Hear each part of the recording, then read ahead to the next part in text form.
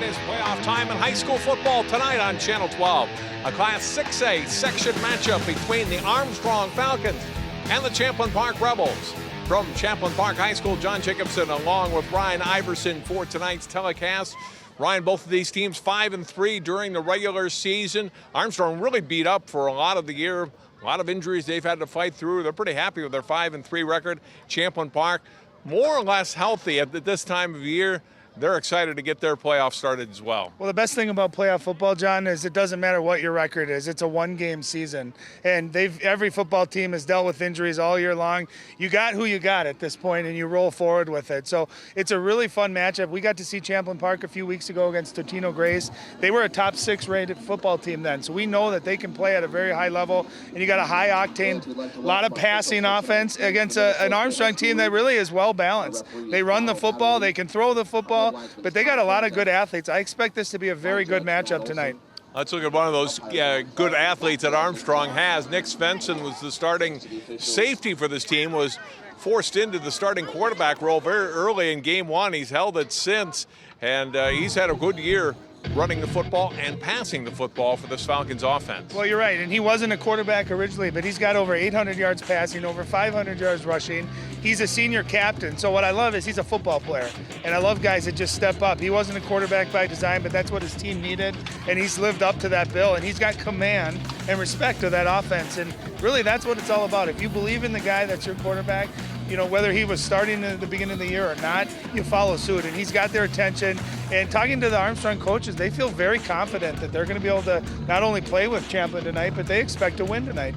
For the Rebels, let's look at one of their defensive players, a guy we saw making a lot of plays in that loss to Totino Grace a few weeks ago, a linebacker by the name of Colton Ike. I just love it. I love that we're using him as our guy to watch tonight. He was fantastic in that game against Totino. Now, granted, Totino runs a lot, and they're power running, so Ike got a lot of chances to make tackles. But it seemed like, John, after every pile, he was the last one getting up. He was involved. He was running sideline to sideline. He's got great speed, good athleticism, and his hits were tough. I was a little sore after the game just calling it from up in the booth. So he's a fantastic linebacker, and I think tonight against Armstrong, if you can take their running game away, especially with Champlin's offense, they throw the ball, they can put a lot of points together quickly. If they can stop Armstrong's running game, I think that's a huge advantage. Make Armstrong become a passing team, and if you do that, you make them one-dimensional, and I think Champlin then would have a good chance to win this game. Beautiful late October night, temperature in the mid-60s, no wind at all. Winner of this one will take on either Eastridge or Lakeville South. We'll take a break and come back and kick off this one. Armstrong, Champlin Park, prep football on 12 Sports in a moment.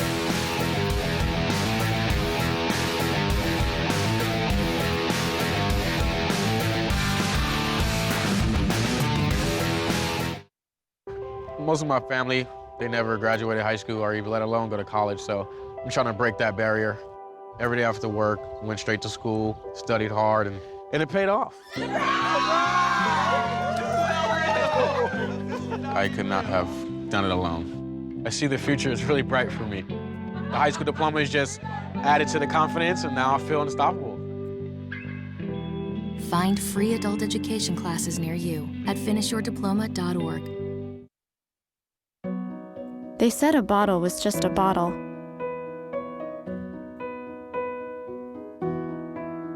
That no one would ever notice me.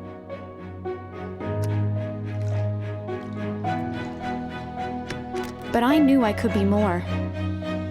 That one day, I would make people smile.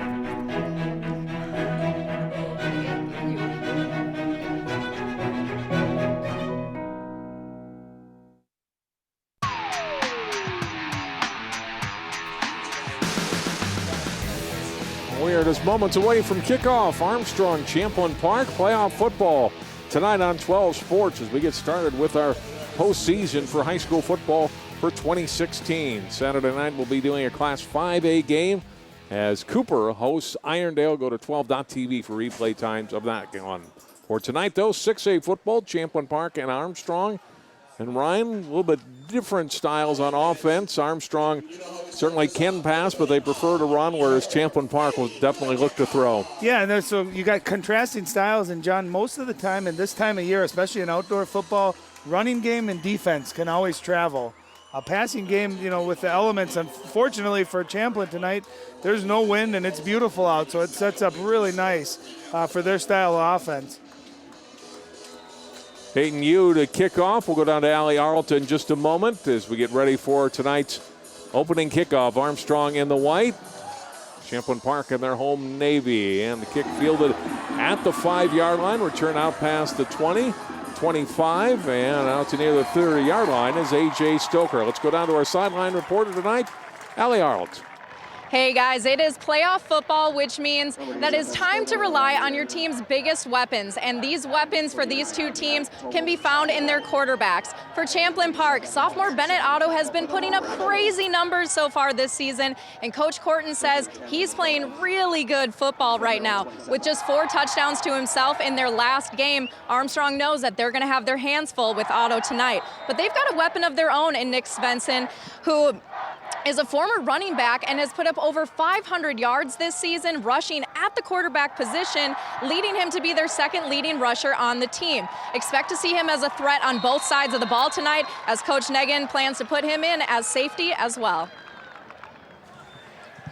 Thank you, Allie. First handoff of the game goes to Jesse Sherwood, who had missed a couple of weeks earlier in the season. As I mentioned, they've been banged up a lot this year.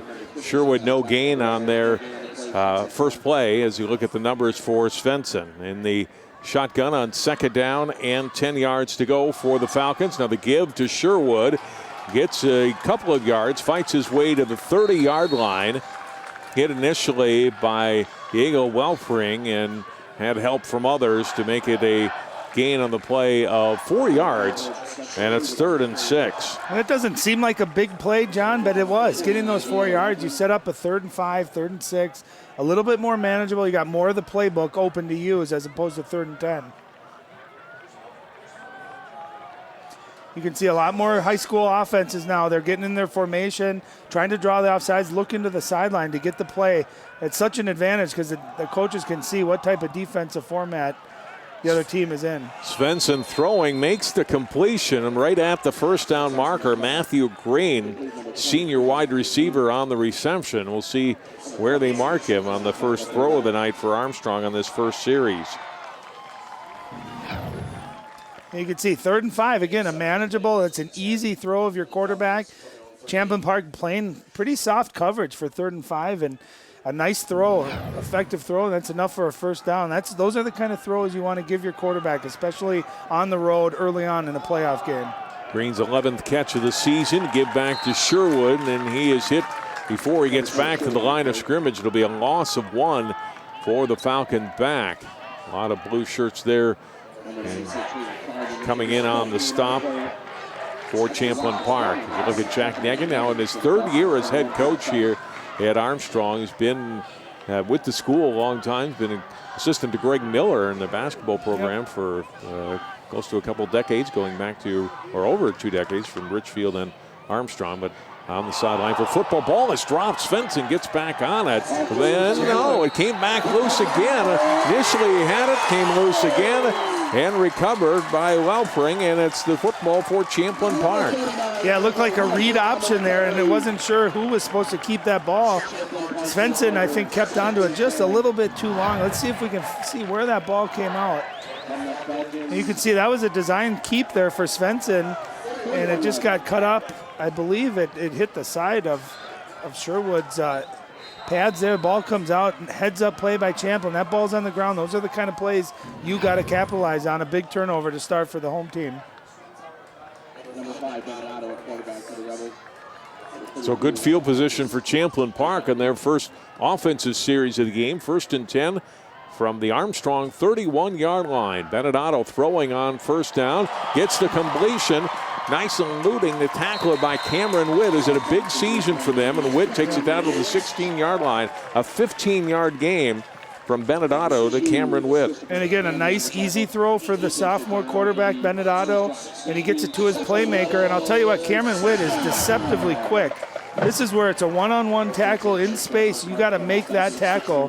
And you can see just shifty enough. He makes that first guy miss, able to move the chains. A nice, easy play on first down. 46 catches now in the season for for Cameron Witt. Throw on 1st and 10 to the sideline, incomplete. And it'll be 2nd down and 10 for Champlin Park. Kristen Schmidt is the intended receiver. Couldn't hang on, and it's 2nd down and 10 for Champlin Park. Well, it'll be interesting to see, John. We talked to Mike Corton before the game, the head coach for Champlin Park. He said, we just have not started fast all year long. Our first quarters have not been great. Here they get an early turnover, a nice positive play. Let's see if they can get an early score, maybe get that momentum going early in the game. Otto keeping, and he'll take it down to the 12-yard line, pick up about 5 yards on the play. We have Schreiner on the stop. It'll be 3rd down and a manageable 5 yards to go for the Rebels. And here's my thought. If I'm Armstrong defensively, anytime Otto keeps the ball, and there's Mike Corton there in his 13th season, the head coach for Champlin Park. But anytime you got a sophomore quarterback keep that ball, you got to put hits on him. And you got to make him, pay for carrying the football there. Don't let him get comfortable. Because passing quarterbacks, they get into a rhythm. It's hard to get them out of it. Throwing on 3rd down and incomplete. Trying to hit Schmidt. And broke it up and incomplete.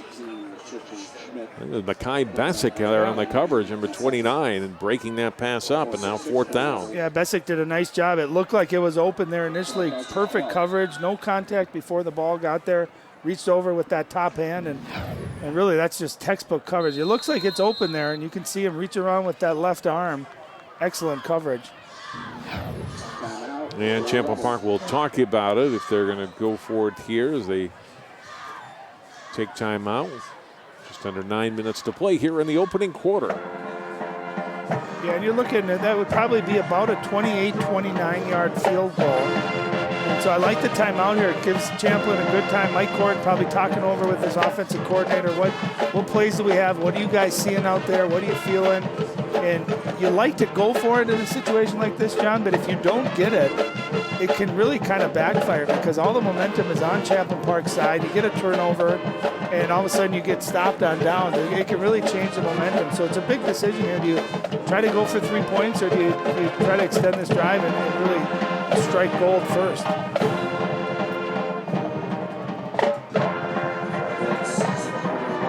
Well, looks like the Rebels are going to go for it.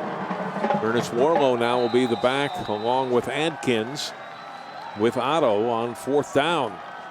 Deep in Armstrong territory in their first series, a roll out left.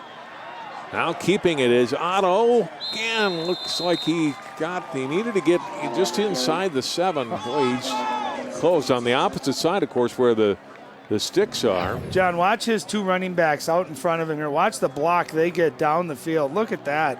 Those are not linemen. Those are your 2 running backs out leading for you. Just a beautiful block. And that's going to be awfully close. They're going to say that he's going to be short, I think.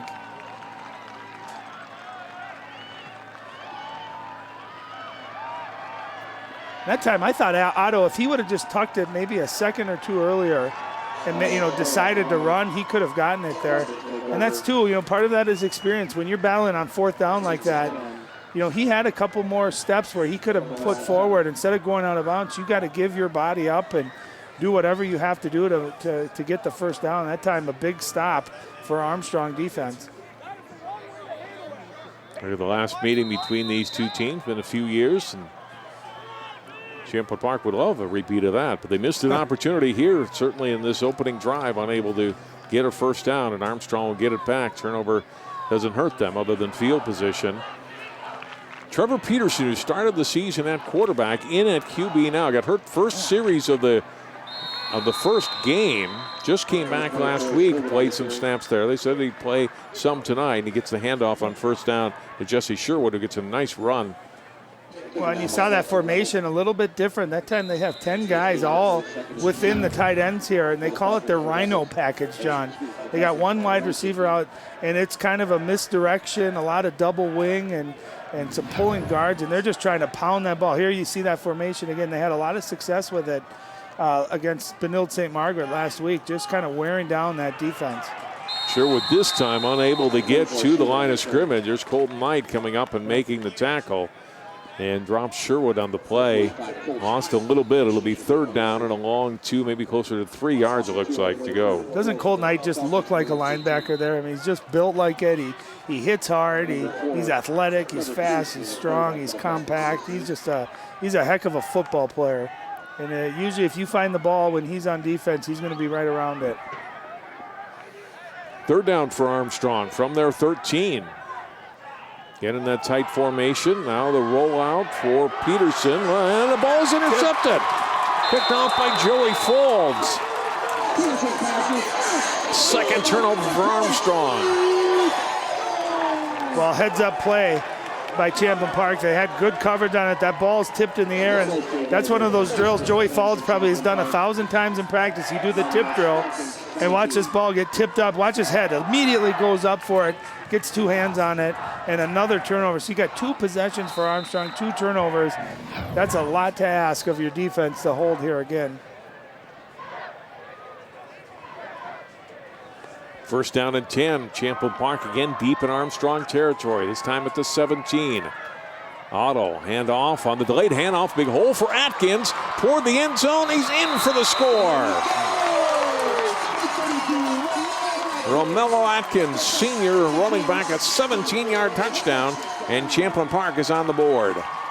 Yep, and Romello had a big game last week running the football. And what they do that's so hard to defend is they go 4 wide receivers, John. They go trips on the right side, a 4th receiver on the left. Watch all the open field here. Once you get past that initial line of defense, look at the field. He's not even touched till he gets down to the goal line. That's just beautiful execution. That's how you want your offense to respond after your defense comes up with another big play. Ball's on for the extra point. The guy had the interception. And he gets blocked, and it'll remain 6-0 with 7:15 remaining in the 1st quarter. Yeah, again, great play call here.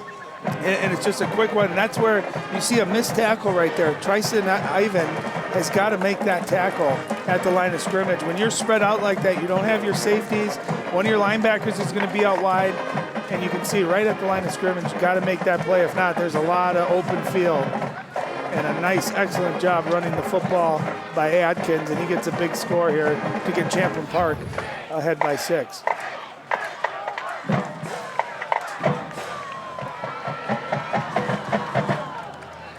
Armstrong able to dodge a touchdown on that opening series, but not the second time around. So they trail by a score here. And we'll get the ball for already the 3rd time here, not even 5 minutes in. And you can see both teams, can score in the first half, but they give up a lot of points in the first half as well. So by no means is this one, over in any sense of the imagination. But this is where Armstrong's going to come out and have a nice sustained drive. Even if they don't get points, they got to at least switch the field position battle. On the kick return from the 5, and a good return by Isaiah Poster, who's their top wide receiver, and gets it out past the 35-yard line, and Armstrong will have its best field position so far tonight. Poster, a return of 33 yards on that kick. Will set up the Falcons 1st and 10 from their 38. You can see they're going back to a more traditional formation here with 3 wide receivers. That's Svensson back in at quarterback. He'll keep it here. He's a good runner out past the 45 into Champlin Park territory. Picks up 14 yards. And Armstrong has a 1st down. Yeah, and you can see he's very comfortable with the football in his hands. He runs like a running back almost more than a quarterback. An excellent ball fake. And again, that ball fake doesn't work if Sherwood didn't get the ball and hadn't run successfully on a few earlier carries. But a great ball fake, and he turns the corner, and he finished that run off hard. Excellent first play. From the 48 of Champlin Park, high snap. He handles it, hands off to Sherwood. Good hard run. And he gets 6 yards to the 42. Junior running back Jesse Sherwood. And it's 2nd down and 4. You know what, John, what's important about Svensson on that first carry was they run that read option. If your quarterback never keeps it, that defensive end is always going to collapse. And that's an easy tackle because they're going to tackle the running back every time. But if that quarterback can run just enough to keep it honest, then that play becomes really, really hard to defend. Flag comes out as play is starting a false start. Their first penalty tonight.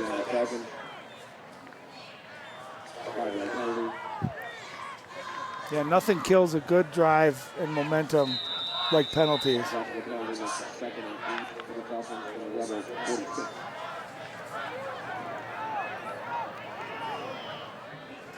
You see, Coach Negan knows that. He's not happy with those kind of penalties. Backs it up to make it 2nd and 8 for Armstrong. Give to Sherwood again. Finds a little hole. Left side. Inside the 40 to the 36 and a first down. I'll tell you what Sherwood runs with is just great patience. Did you see him slow down at the line of scrimmage? Let his blocks develop and watch him right away. A lot of running backs hit that hole. See him stop there just for a second. He sees daylight out to his left. Beautiful cut. He's got a nice combination of speed and power and great patience, too, behind his offensive line. And he'll get the call again here on first down. Still on his feet. Finally driven back by Eit, but Sherwood got the better of that collision initially, and he gets down to the 29 and pick up 7. Sherwood already 8 carries here in the first quarter. And I'll tell you what, he's 5'9", so he's got a low center of gravity, and he's got strong legs. Those are the kind of kids, they're hard to bring down. You got to be low on them. If you tackle him high, he's going to carry that pile. 2nd down and 3 from the 29. Give to Sherwood again. Big hole up the middle, inside the 20, down to the 17-yard line, and another first down. Yeah, running right between the tackles, good patience, breaking tackles. Nice job by that big, they got good size offensive line. You see that down block. I couldn't quite see the number. I think that was number 77, Matthew Mozinski. Had a great block, and here's another big run by Sherwood. And get right back at it. And he gets a carry down inside the 15 to the 14-yard line. Tell you what, when you got linemen that are 300, 260, and 270, and they're doing their job, it sure makes any running back look good. Jesse Sherwood, patient enough, knowing, understanding, let these big guys in front of me, let them do their job. And if I'm patient, I'll reward them by hitting the right hole and making a big run. Svensson this time will keep it and gets down to the 10-yard line. Falls on the tackle. Bring up 3rd down and about 2. And I'll tell you again, John, I mean, that wasn't a great ball fake, but because Sherwood's been having so much success, defense has to respect that, and it opens it up just enough for Svensson to kind of wiggle through there and sets up a 3rd down and short here. Right back to the line of scrimmage on 3rd down. 3 receivers to the left for the Falcons. Svensson will go back to Sherwood again. Has a hole, has a first down to the 5-yard line. Legs still churning on his feet. Going toward the end zone. They'll be down. Finally, the whistles blow at about the 2-yard line. And again, that read option. And it's so hard to defend. A defender is usually left unblocked. Watch number 96, Hayden Carr, come into your picture at the top there. He has to pause just enough to respect Svensson keeping that ball. And what it does is it allows for Sherwood to hit that hole and not have any contact. It's such a hard play to defend. And Sherwood into the end zone for an Armstrong touchdown. And we're tied at 6. Well, what do we say, John? They needed to have a long, sustained drive. Well, how about that? Every single play on the ground. Jesse Sherwood up the middle. Svensson with a couple keepers. Great balance. Excellent answer for the Armstrong Falcons here on the road. And now a chance to take the lead with a made extra point.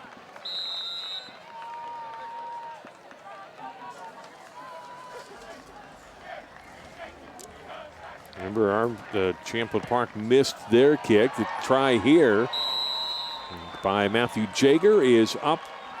And it is good, and Armstrong has the lead, 7-6. And again, it's the same play we've seen all day. Up the middle, following their big offensive lineman. You see a nice pulling guard right there, number 77. And that hole, John, you and I could have walked through. Look at the size of this hole. And just Sherwood almost had to walk into the end zone, following big number 61, Joe Jamison, his big offensive guard right in front of him. Excellent job up front by the Falcon offensive line. Great play calling, and just enough of Nicholas Svensson keeping the ball to keep that defense honest.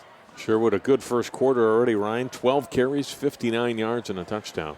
Yeah, well, he's no stranger to scoring, John. He came in with 9 rushing touchdowns. That's his 10th. So he's used to scoring touchdowns. And I'll tell you what, it as good as he was, I think you could see how easy and how big those holes were. That offensive line certainly doing their job.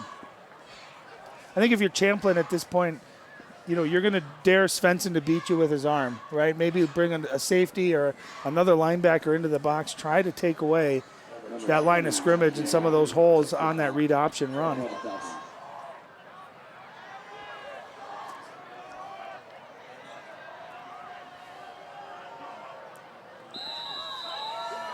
No, Jaeger set to kick off here for the Falcons. Armstrong up by a point here.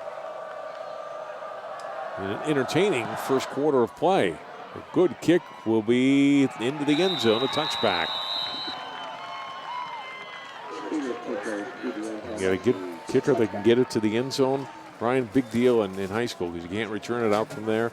Their drive starts from the 20-yard line, Champlin Park does, whereas Armstrong got a good return from Poster. They started from their 38. And when we played, John, our coaches always said the kickoff is the first play of the drive, right? So if you get a positive, up to the 30, 40-yard line, that's your first play. So you already got the momentum back. If you have a kicker that can get to the end zone consistently, it takes away that chance of a big play or at least really good field position. So absolutely, that's a huge benefit.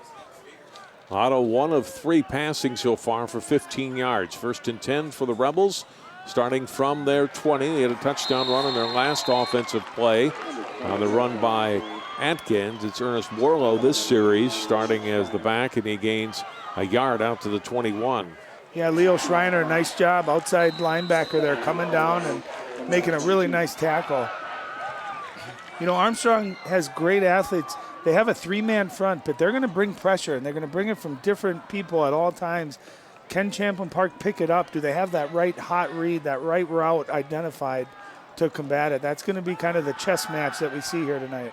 Otto under pressure, gets away and gets the throwaway. Completes it to Hill, 30-yard line. And out to the 34 goes Marcus Hill. Gain of 13 yards in the Champlin Park first down. How did Bennett Otto get out of that? Well, a little Brett Favre in Otto right there. Watch him. He does a spin move here. Beautiful footwork. He gets out of it. And I'll tell you, we saw that against Totino a couple weeks ago, John. When Otto's scrambling, his eyes are always downfield. He does a nice job. A lot of young quarterbacks would just automatically tuck it and run. He's able to keep his eyes downfield and a big throw and a first down for Marcus Hill. He'll throw it quickly out of the backfield. Completion 35 to near the 45-yard line. It's Witt with his second catch tonight. He'll gain 9 yards. It'll be second down and less than a yard to go. Well, it's a quick wide receiver screen. Excellent blocking. That play does not work if you don't have receivers that can block. And number 81, Trey Carlson, does a nice job of just owning his defensive back. And really just an easy catch and throw, a gain of 9. This is second and a foot, second and a yard. These are great offensive situations because you can maybe take a chance down the field or a trick play if you have it. They will throw left side to Otto across midfield down into Armstrong territory and brought down at the Falcons' 44-yard line. Well, same play we just saw, right? Just to the other side this time. And it's hard to defend because you see it coming, but the next facet of that play is a ball fake, and one of these receivers that are blocking releases down the field. So keep your eye out for kind of a little pump fake and go out of that play. You run it 2-3 times, you have success on it. See if they can make a bigger play out of it. And you can see Schmidt and Hill blocking on that play for Witt, 9-yard gain. This is Otto keeping on 1st and 10 and gets inside the 40-yard line down to the 39. A pickup of 5 on the play. Tackled by Alexandra Hegna. Oh, good positive play, running the option. And Otto's only a sophomore, but he's a tough kid. You can tell when he runs. He can take hits. He bounces right back up. He has earned the respect of all of his offense. Even guys that are 2 years older. Otto keep it again. 35-yard line to the 30. Breaks the tackle there. Still on his feet and down to the 16-yard line. Well, same play. The option this time coming to the left side, and you can see that's the danger when you have your quarterback running the football. And it looked like he's holding his left shoulder here. He gets grabbed a little bit from behind here by Schreiner right there. No, it's when you get landed on like that. You see Tony Romo have that injury. Yeah. When you're running full speed and you got a weight of 1 or 2 kids and they land just right on that socket. It's a painful thing. You can see his legs moving. That you hate to see that. Yeah, and you can see, watch his left shoulder right there. You got 2 kids on top of you, so you got 250 pounds coming down on you, 300 pounds. And that's never a good sign. And you know, when you hurt your shoulder, you can feel it. You know instantly, and you can tell that the way he's holding his arm and his feet that's not a fun injury. God, you hate to see that. Chad Costello, the senior, getting his warm-up reps on the sideline. He's going to have to come in some here. We'll see how serious it is. But Otto obviously in a lot of pain as he comes off the field.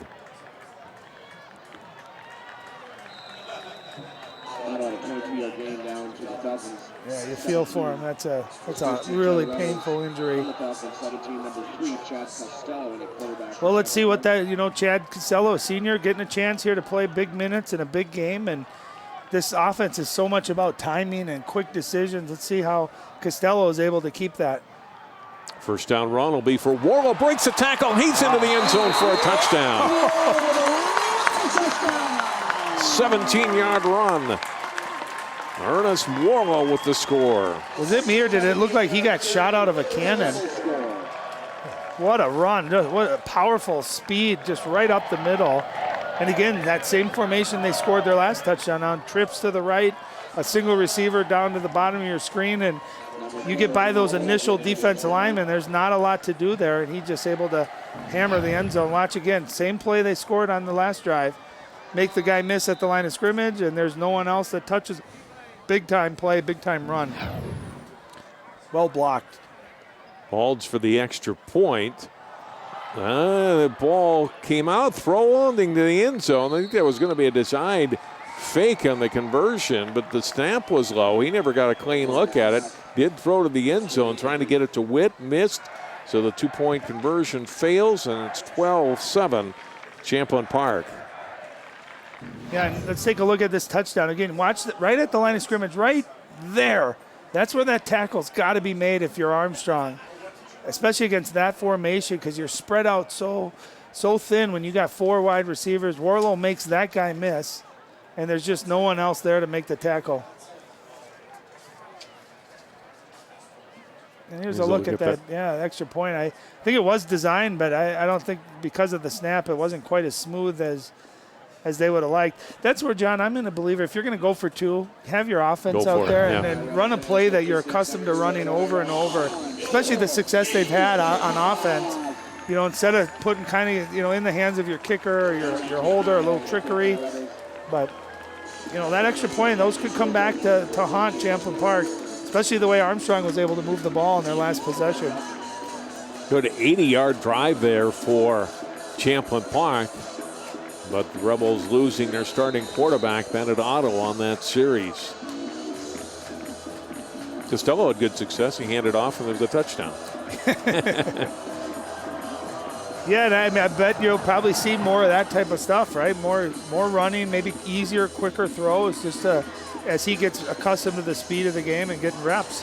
Stoker on the return, and that was a good kick by you. Kind of kept it along the ground, Ryan, where Falcons had to scramble for it there, and this time the return just to the 25-yard line. Well, when you kick them on the ground, they roll like that. What it does is, John, is it allows your kickoff coverage to get down the field before the Armstrong player is able to start receiving it. You're seeing it a lot in the NFL now. Instead of kicking it through the end zone, they kick these high, shorter kicks, but it allows their coverage to get down so much quicker. Svensson at quarterback, 1st and 10 Armstrong at their 25-yard line. The give is to Sherwood, who's had a big first quarter. Tackled there after a gain of just 1. It'll be 2nd down And 6 yards, or 9 yards to go rather. Lumba White, senior captain, number 34 on the tackle.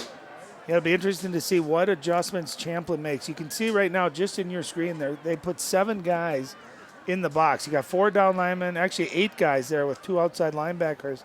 It's going to make it harder to run. The throw and completion to Poster. Into the open, caught, no, he's not. He breaks another tackle down the left sideline. Poster with great speed gets down to the 15-yard line to the 14 before he's tackled on the play.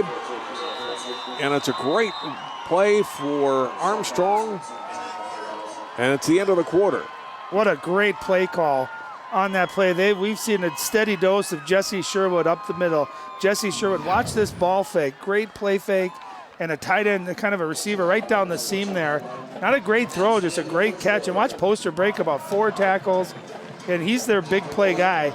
He's averaging almost 19 yards a catch, John. So you can see he's no stranger. When he gets the ball in his hands, he knows what to do with it. He makes some magic happen. And what a way to end the first quarter there on a big, big offensive play. 60-yard gain. We'll take a break, come back in 30 seconds. Our score after 1, Champlin Park 12, Armstrong 7. I adopted Bento in 2010 from a shelter. As it turns out, we have very similar personalities. And this cat makes me make art because he's always motivating me to take pictures of him, to draw pictures of him. He just is motivating artistically. It's just that simple. Well, he's my best friend, but a lot of people know him as Keyboard Cat.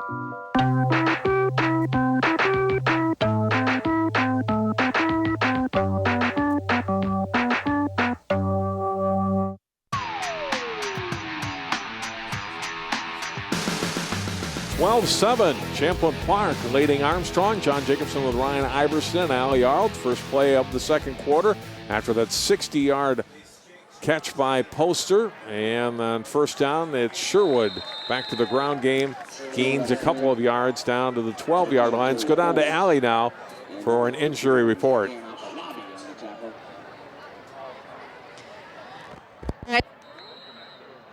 Hard earlier, and he is nursing a left shoulder or collarbone injury so bad he is in immense pain. They had to cut off his jersey. His return will not be happening tonight, so expect to see a lot more Costello leading this Champlin Park team.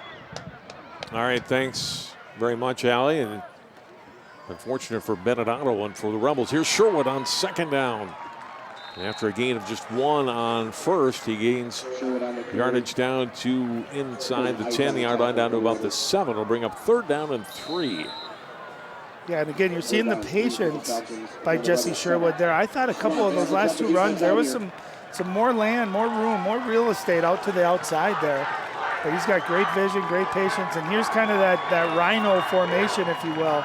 Look at that, 10 guys all within about 8 feet. You got a lot of bodies in there. Sherwood gets the call on third down and 3. Hard runner. He's got a first down, and he's got a first and goal for Armstrong from inside the 2 near the 1-yard line. I always love those, John. It almost looks like a rugby match there. You got the offensive lineman pushing against the defense, trying to move their running back an extra couple yards. But you can see the power of Sherwood. Watch how low he is right there at the point of impact. You got to tackle him below his numbers. And then there comes the rugby scrimmage right there, just pushing trying to get as close as they can into that end zone. On first and goal, we'll give it to Sherwood again. No, not on that first play. He'll be stopped after a gain of 1. Tackled on the play by Dan Afalabi. I'll tell you what Afalabi did that was great there, John, is he got to Sherwood in the backfield and he grabbed his ankles. You grab someone's legs, they lose their power. It's like cutting the head off of a snake. If you tackle him up high, a guy like that is low, he's going to be able to power forward. Great play by Champlin Park there. Trevor Peterson back up under center for the Falcons. And hands off, and it is in for a touchdown. I'll tell you what, if they didn't hand that off to the fullback, they would have been able to keep it and score on the outside. But nice play call, little change up there, and I believe that was Michael Wozniak that got the touchdown. And a big answer here by Armstrong again. Wozniak puts Armstrong back in front. 13-12 with the extra point pending. I would normally say that this kind of back and forth would favor Champlin Park with their arsenal and the way they can run and pass. But I think you got to get back to the injury to Otto as well, as that might change this up a little bit. Timeout. Falcons didn't have the right personnel, or maybe they want to talk about going for 2 and making it a 3-point game. Look at the TD again. And they give it to the fullback there. Look at this space to the outside. So either way, they would have been able to score. But I love that easy call. You got, 2nd and goal from inches. Get behind those big hogs up front. Let them do their job, and an easy touchdown for Wozniak. And I just love Armstrong's offense right now. The key, I thought, too, was they ran the ball, and that great play fake. And of course, the long pass that they had to Isaiah Poster, who made all those guys miss. That was really a nice play call. Wozniak's first touchdown of the season. Class 6A football games going on across the metro area tonight. Rosemount White Bear Lake, Centennial Wayzata. Eastridge Lakeville South, that's who the winner of this one will play next Friday night. We'll look at more of the brackets as we go on this evening. Jaeger going for the extra point. He'll just go for single point. The kick is up, and it is straight through, and it is 14-12. Armstrong.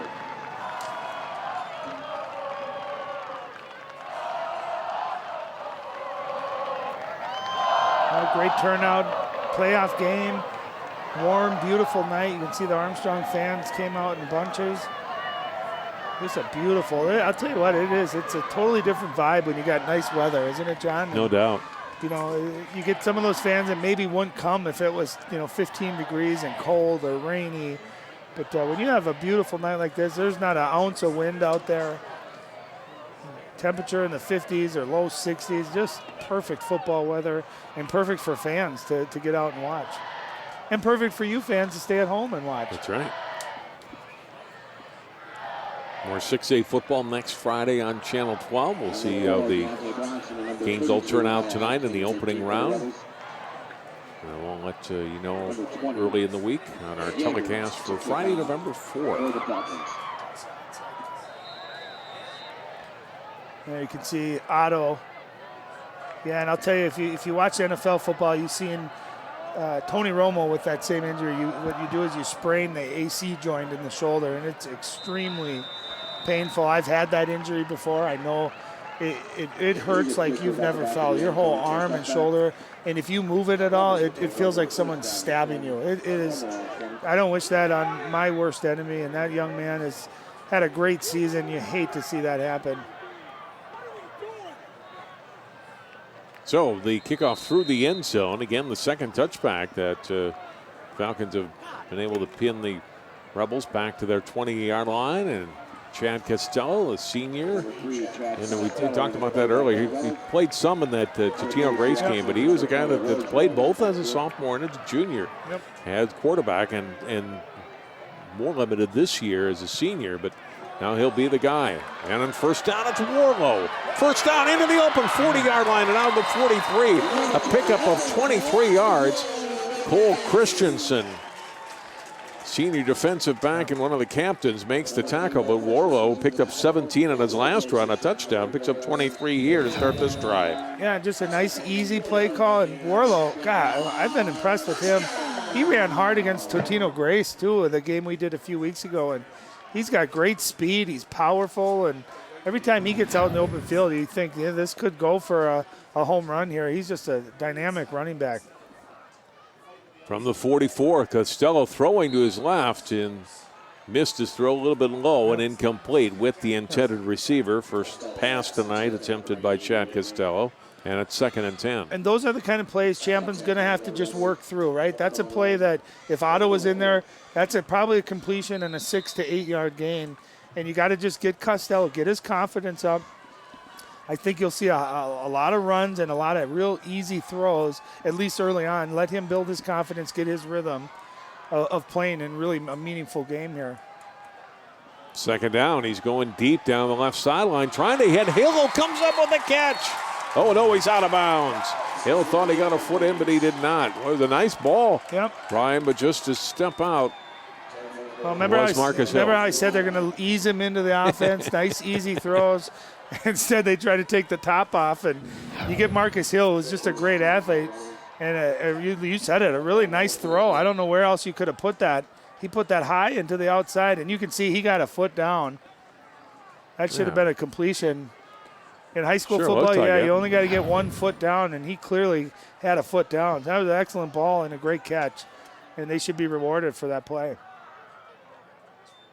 So now 3rd down and 10. Costello under a rush, and down he goes. Back of the 30-yard line. It'll be a loss of 13 yards on the play.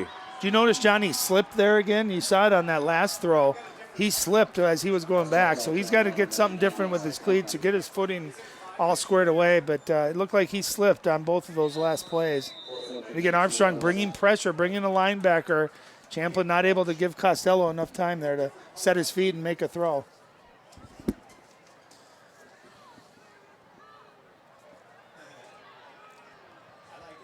You know, 4th and long for Champlin Park.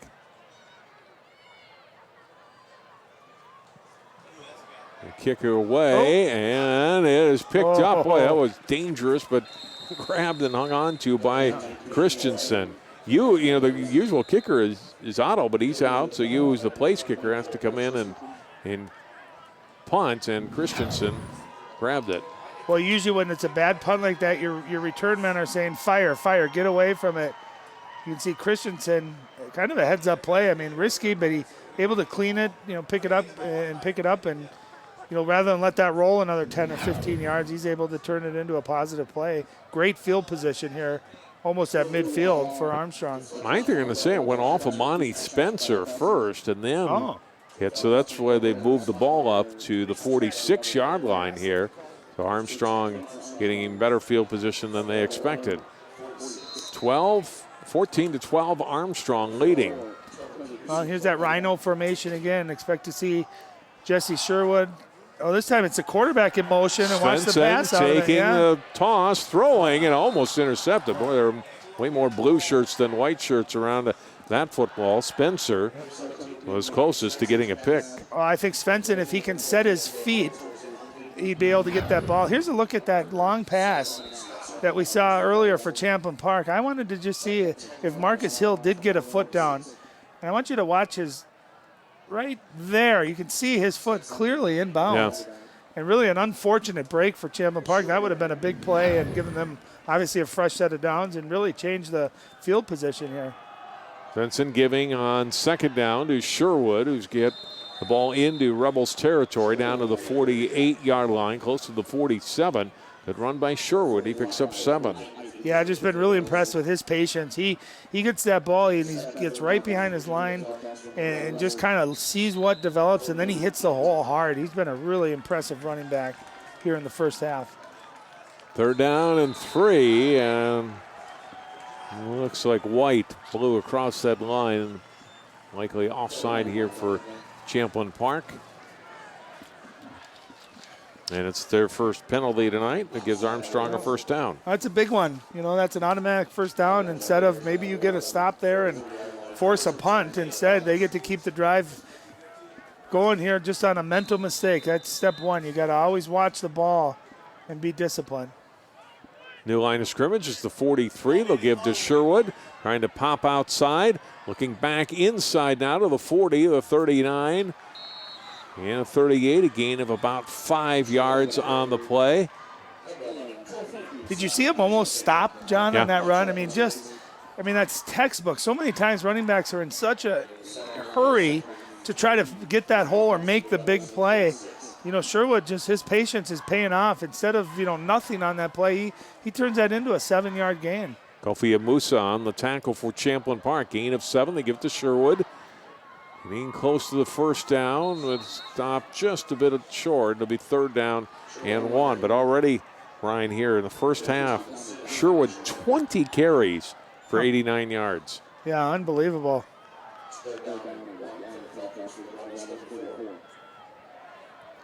$20 carries in the first half, and he's had at least, I bet his yards per carry is 6 or 7 as well. And just get the feeling they're setting up another one of those fake handoffs and maybe a passing player. Watch Svensson even keeping the football here, especially on a third down. A little helmet situation.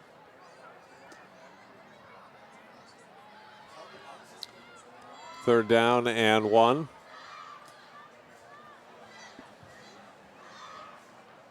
And it looks like Benedato's been carted off the field, John, and is headed to the doctor's office. I'm sure he's going to be getting some type of diagnostic test on that shoulder and see what's going on with it. Armstrong that time. Instead of 3rd and 1, this is a big penalty on them potentially. 3rd down and 6 now. Actually, it looked like Champlin had jumped, but they must have been sent off by some previous movement by Armstrong. Let's see if we can see the movement. I might see. Oh, I think they missed that. Did you see the defensive end there for Champlin? It looked like he went first. Either way, mistakes can kill you, whether you're on offense or defense. 3rd and 6 is a whole different animal than 3rd and short. From the Champlin Park 39, Svensson. Play action rollout. 40-yard line. Now will throw the ball. Makes the completion to the 20-yard line. And out of bounds there. A gain of 20. Emmanuel Nathan on the reception. And a pickup for Armstrong of 19 yards and a first down. There's a flag down. This one's coming back. Was he beyond the line of scrimmage? Is that what the call was? I think he was. I thought he was going to tuck it there and keep it. Really a heads-up play by Svensson, but I thought, was it a legal man? No, I think he was beyond the line of scrimmage when he threw that ball. Repeat 3rd down, and it'll be back to the 44-yard line, the line of scrimmage. Brings the ball back to the Rebels 44. It's a 3rd and 11 for the Falcons. So 3rd down and 11. Wipe out the completion to Nathan. And we'll see what the Falcons draw up here. Watch a screen, watch play action here. Oh, low snap. Svensson picks it up, and he's buried after that. Svensson picks up the loose ball, but he's taken down immediately by the Rebels. Number 50, Thomas. Look, just a low snap right there. Yeah, that's a hard one for Svensson to handle. He does a nice job picking that up. And you can see the quick close there by Thomas Zina coming in flying at Svensson, but that's going to set up a 4th and about 16. They're going to go for it. This is where you're watching any type of reverse, any type of. Oh, no, he's dropping back to punt. Yeah, you don't have too many 4th and 15 plays in your playbook. He does get a punt off, not terribly deep, but does get Champlin Park back inside. A couple of mistakes there, Ryan, back-to-back penalties, and then the fumbled snap. And think about that, John. It went from 3rd and about a half a yard back to 3rd and 11. You know, those are 2 big penalties that you just can't have. They can just kill drives, you know, and Armstrong had all the momentum. They got to stop. They're driving the ball really nicely. Offense is in a great rhythm, and you get that false start, which moves them back and really kind of just set up, you know, back-to-back penalties and then led to a punt. And now you're giving Champlin Park a chance here to get their quarterbacks acclimated to some action and some rhythm. 1st and 10 from their 22-yard line, breaking out of an arm tackle. Another is Wall still on his feet for the 40, the 41-yard line, and a gain of 19 yards. They just can't tackle him. There's about 4 missed tackles. 2 or 3 guys had him right at the line of scrimmage. And here's what a running back does. You keep your legs going. Watch right there. Watch his legs. Never stops his legs. There's another one. You can't wrap a guy like that with your arms. You got to hit him with your shoulder pads, and you got to hold on to him. You got to have a 2nd, 3rd, 4th tackler bring him down. When you got a guy that's running that hard, that fast, that athletic, that's where you do that pursuit drill every day, John. Swarm, 11 guys with the football. A guy like that's running possessed right now. 4 carries, 62 yards, and a touchdown. Worrell get the call again. Wrapped up and dropped for a big loss. He still didn't want to go down. Cole Christensen broke through the line and gets Worrell for a loss of 6. Well, that's how you got to tackle him. That time Cole just held on. You can see he's got a cast on his right hand there. But Cole does a nice job. He wraps his arm, and he was not letting go, even though Warlow did not want to go down. Looked like a helicopter going back there. And there you see 4 or 5 Armstrong Falcons swarming the football. Excellent defense. Second and long now for Champlin Park. We're inside of 4.5 minutes to play in the first half. 14-12 Armstrong. Costello throwing, gets the completion to Hill. He's got some space and brought down nicely at midfield, just shy of the first down. That saved the first down, but maybe a much bigger play. Christopher Tandy on the tackle, and it is a gain, though, of 15 yards on the play. I like that. That's an easy play for Costello. He looked comfortable in the pocket. A nice, easy dump down. You get Marcus Hill, who's a big play threat anytime he touches the football. You know, he's got 18 catches. 7 of them have gone for touchdowns, John. So anytime he gets it, he can take it the distance. So nice play call. On 3rd and 1, they give to Romello Atkins, and he'll have a first down into Armstrong territory. Fresh set of downs, 1st and 10 from the 47 after a 3-yard gain for Atkins. Yep, just good offense, good power offense. They brought in the big horses for their short yardage package. They just follow them. Nice, easy dive there on the left side of the line of scrimmage. Picks up 3 yards, first down. Keeps the drive going here for Champlin Park. Clock winding, 3.5 minutes to play. Each team 2 timeouts remaining. From the 47 of Armstrong. Costello, little pitch. Warlow tripped up in the backfield. Another loss on the play. This time it's Alexandra Hegna coming through and getting the loss of 4. Yeah, nice job by Hegna. Actually, I think Warlow slipped a little bit too, which probably helped him go down. But again, you're seeing Armstrong getting some pretty nice penetration in the backfield. And against Warlow, if you can do that before he gets going, I think that's a really big plus. Once he gets going downfield and gets that head of steam going, he's a hand load to bring down. So nice job by Armstrong. Back at their 49, now 2nd and 14. Costello, quick throw over the middle, gets the completion down to the 43-yard line, a pickup of 8. Witt on the catch. Svensson on the tackle, the quarterback playing some safety. And I think if you're Armstrong, you'll give those little short passes, but the key is you've got to make the tackle, right? You can't have missed tackles because those short passes then can turn into big plays. But if you can come up and are sure tackles and you can make those kind of tackles, you'll live with that. Witt's 4th catch tonight. It's 3rd down and 6. We get close to 2 minutes to go in the half. Throw by Costello, wide open is Hill. First down and down to the 32-yard line before the Falcons throw him back. Well, that was weird. It was 3rd and 5, and they were giving Hill about a 20-yard cushion. That's an easy throw, easy catch. There was still about 5 to 8 yards of cushion when he caught the football.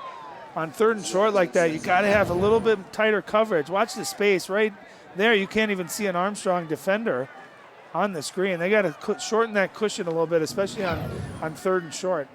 1st and 10 from the 31. Costello throwing right. There's Witt on the completion. Got a block, 25, down to the 23-yard line. Picks up 8.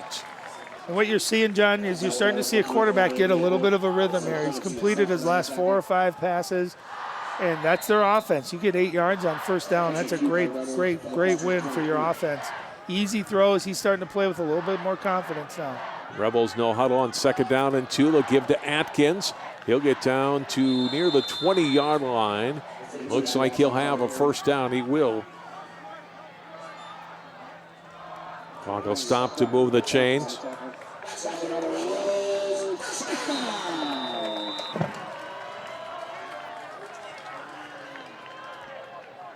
First down and 10, just outside the 20. Throw and an incompletion on first down. Ball thrown behind Witt. There is a flag down.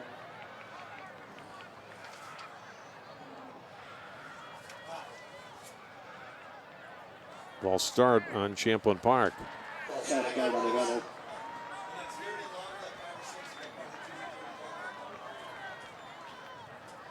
Still 1st and 15 for Champlin Park. Just outside the Armstrong 25. Well, keep in mind, too, there's 1:07 left. Both teams 2 timeouts.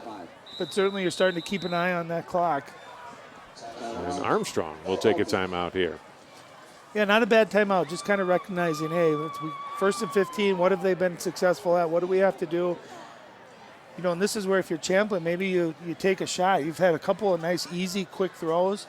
Defense maybe starts to come up, and that's when you try to take the top off. And when you do that, you look for Marcus Hill going long. He's kind of been their athletic, down the field receiver where you know, as opposed to Cameron Witt, who's maybe that shorter, but who's great after the catch. Look at some of the other games going on tonight. Eden Prairie hosting Egan. Cretin-Derham Hall taking on Anoka. Edina and Eastview tonight, and Maple Grove at home against Roseville. Maple Grove up on that game. As you can see, the scores 14-12. Crimson leading the Raiders. Let's just fast forward to Maple Grove, Eden Prairie.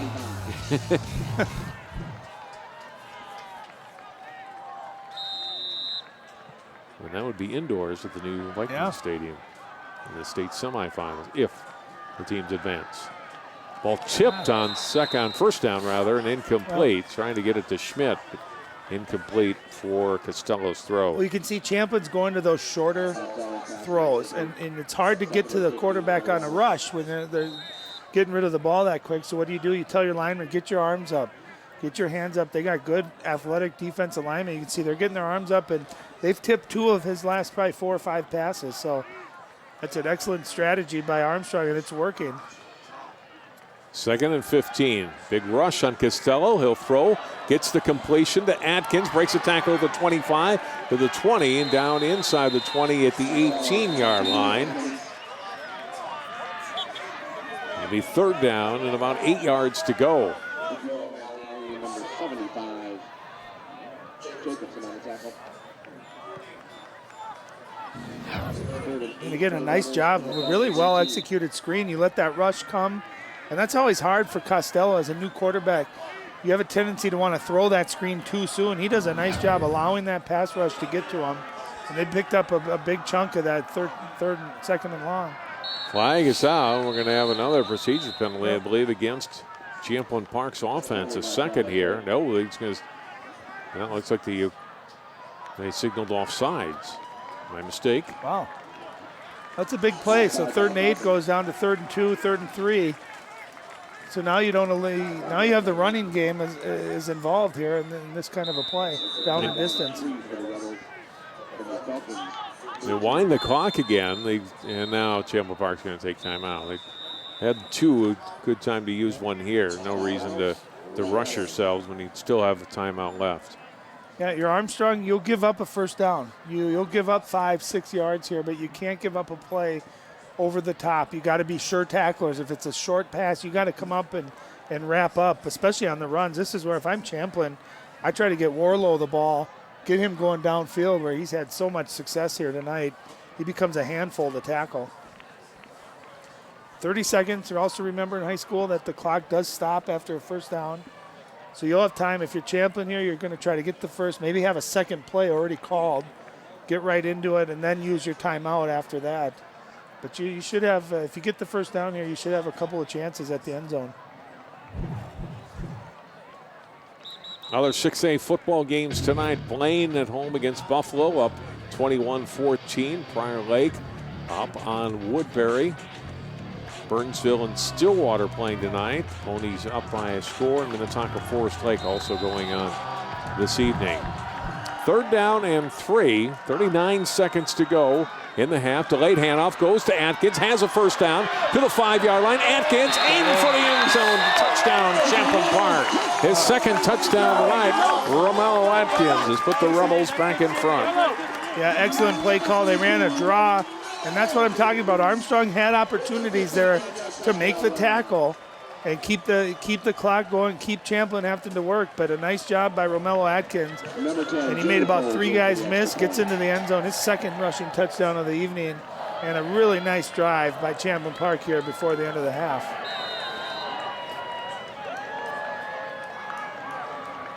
Try after here by Faulds. Out of the hold of Josh Gilliam.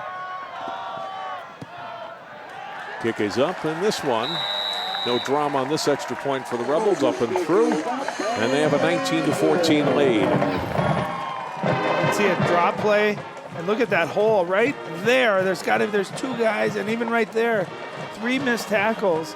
And again, if you can tackle him short of the end zone, you know, you're going to force Champlin to maybe have to take another timeout, and maybe you end up holding him there. But instead, excellent play call right up the middle, and you know, as well as Armstrong has played tonight, I think one improvement they need to make in the second half is wrapping up and making tackles. Too many missed tackles, and these running backs for Champlin Park, they're just too good, and they're making them pay.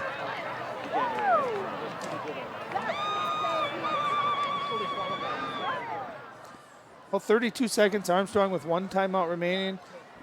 This is where, hey, if you're able to get a good return off of this, remember they started one after a kickoff almost at midfield. If they're able to do that again, there's enough time where you could maybe get a field goal or maybe take a shot or two at the end zone. So this kickoff really a big play for Armstrong here, with any chance of trying to maybe get a couple extra points here before half. Stoker and Poster back deep to receive the kick from Peyton Gill, and keeps it on the ground. Be taken by one of the up men at the 30-yard line, 35 and the 37. So not bad field position for Armstrong on the return by Leo Schreiner. But there's only 26 seconds left. They've got 1 timeout remaining, 26.3 to be official. Well, and this is where if you get a first down, clock stops, you can spike it, you can save that timeout, but you need to get a good positive play here on first down. I'll tell you what I do. You see right now 2, 4, 6. There's 6 defensive backs in the game for Champlin. I'd run the football here. See if Jesse Sherwood can maybe get to that second level, pick up 15, 20 yards. Then you're in business. Then you got a chance at least a play or two at the end zone. From the 37-yard line, Svensson the quarterback. Sherwood next to him. Svensson looking to throw. Quick throw to the right. Gets the completion to Nathan. Oh, you got the field. You got the and first he got down. Out to the 47, stop, 48. So this is where Armstrong's got to get on the ball, be ready to snap it. Preserve that timeout if you can. 11-yard gain on a first down. They get back up to the line of scrimmage. Svensson looking to the sideline for the play. Looking left, throws over the middle, gets the completion again to Nathan at the 45, and slammed down at the 40. They're going to give him forward progress to the 46. Armstrong will use their final timeout with 5.4 seconds remaining. See, what I would have done there, John, is once they got that first down on the last play, I would have snapped it and spiked it. They ran about 4 or 5 seconds off the clock, and you go for 8 yards. It really doesn't put you in field goal range or give you a chance to go for the end zone here. So kind of no man's land. And now if you're Champlin, you're just saying, guys, we'll give up a pass in front of you. Come up, make the tackle. Let's get to halftime with a 5-point lead.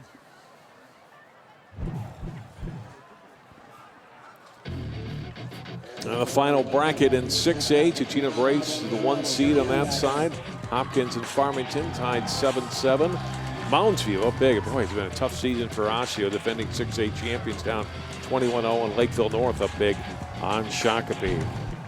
Yeah, that's setting up a nice showdown. Lakeville North, Ticino. They had a great playoff game a year ago. Could again in a couple of weeks. Yep.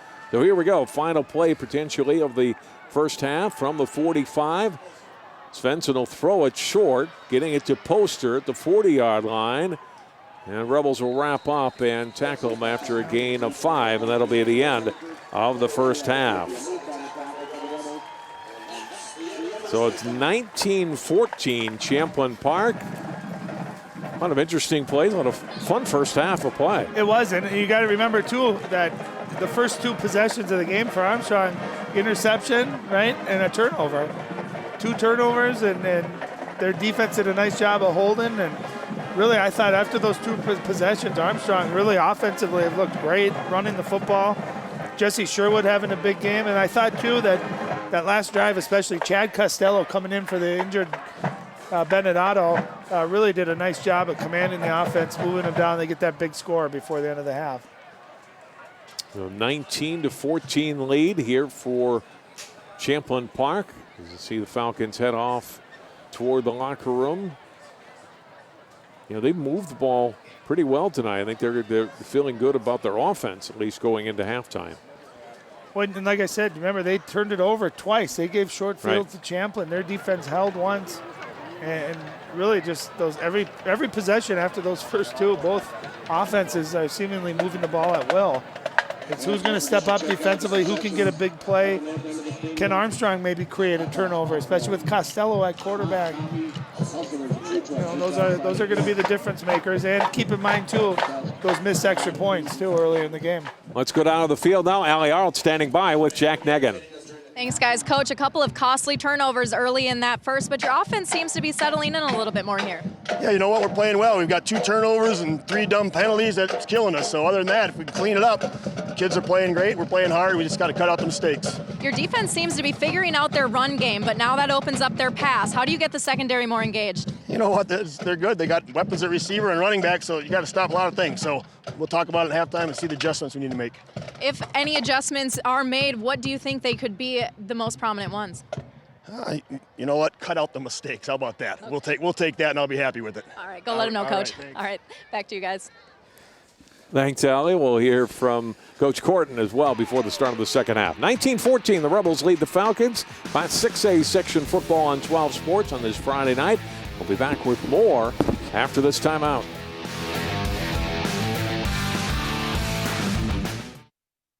Did you know kids who play outdoors have healthier lungs? Totally. Did you know that boys that play with dolls make better husbands? My son has lots of dolls. But did you know terry cloth diapers breathe better? I did. It's totally true. Oh, yeah. Did you guys know statistically friendly kids have more friends? Yeah. That's obvious. Did you know most people think they're using the right car seat for their kid, but they're not? Parents who really know it all know for sure that their child is in the right seat. Visit safercar.gov/the-right-seat to make sure your child is protected.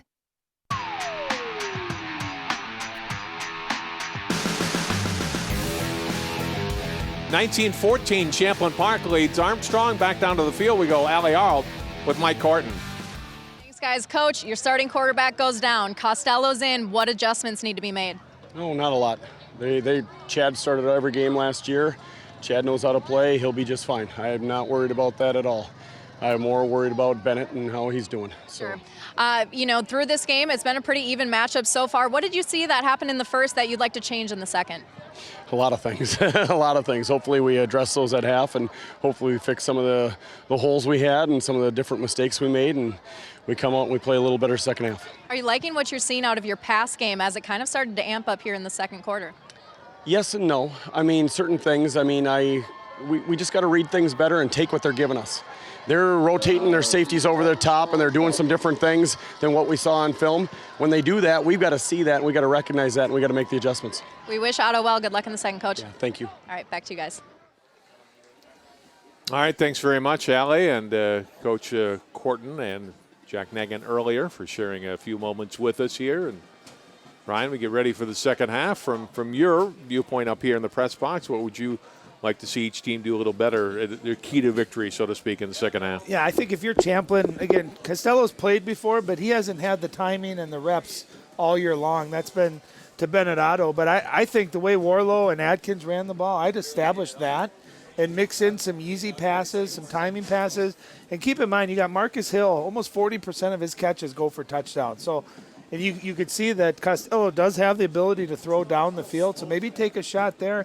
And if you're Armstrong, I really like their plan of attack. Jesse Sherwood and more Jesse Sherwood.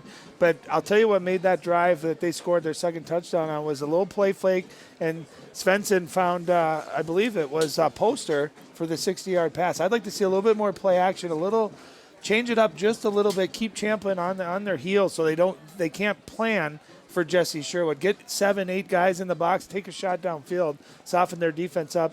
Both offenses, I think, executing at a high level. So hopefully it continues and you eliminate penalties. This could be a high-scoring game. It could go down to the wire.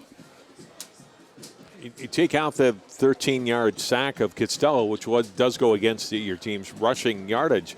They've had 126 yards rushing on just 14 carries. That's a pretty good average. You're at almost 10 a pop right there, right. Absolutely. And I think when you game plan to go against Champlin Park, you're game planning to take passing away, right? But when you got a guy, Ernest Warlow, not to take anything away from Romello Adkins, who's had 2 touchdowns in a really nice game, but Warlow is an absolute beast, and you got to get him the ball, feed him. He looks like a guy that gets stronger as the game goes on. And you got to use a nice balance. And if you do that, it'll open up the passing game even more.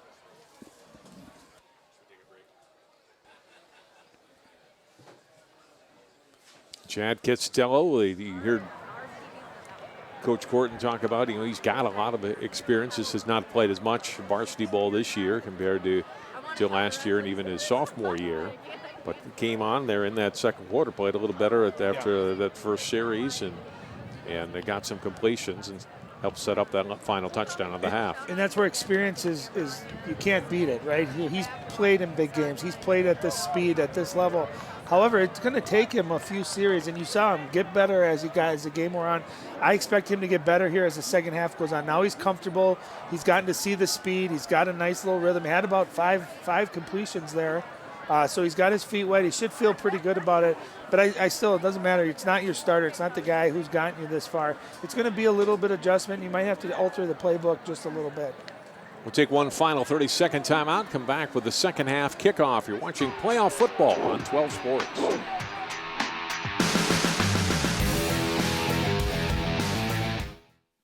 I adopted Bento in 2010 from a shelter. As it turns out, we have very similar personalities. And this cat makes me make art because he's always motivating me to take pictures of him, to draw pictures of him. He just is motivating artistically. It's just that simple. Well, he's my best friend, but a lot of people know him as Keyboard Cat.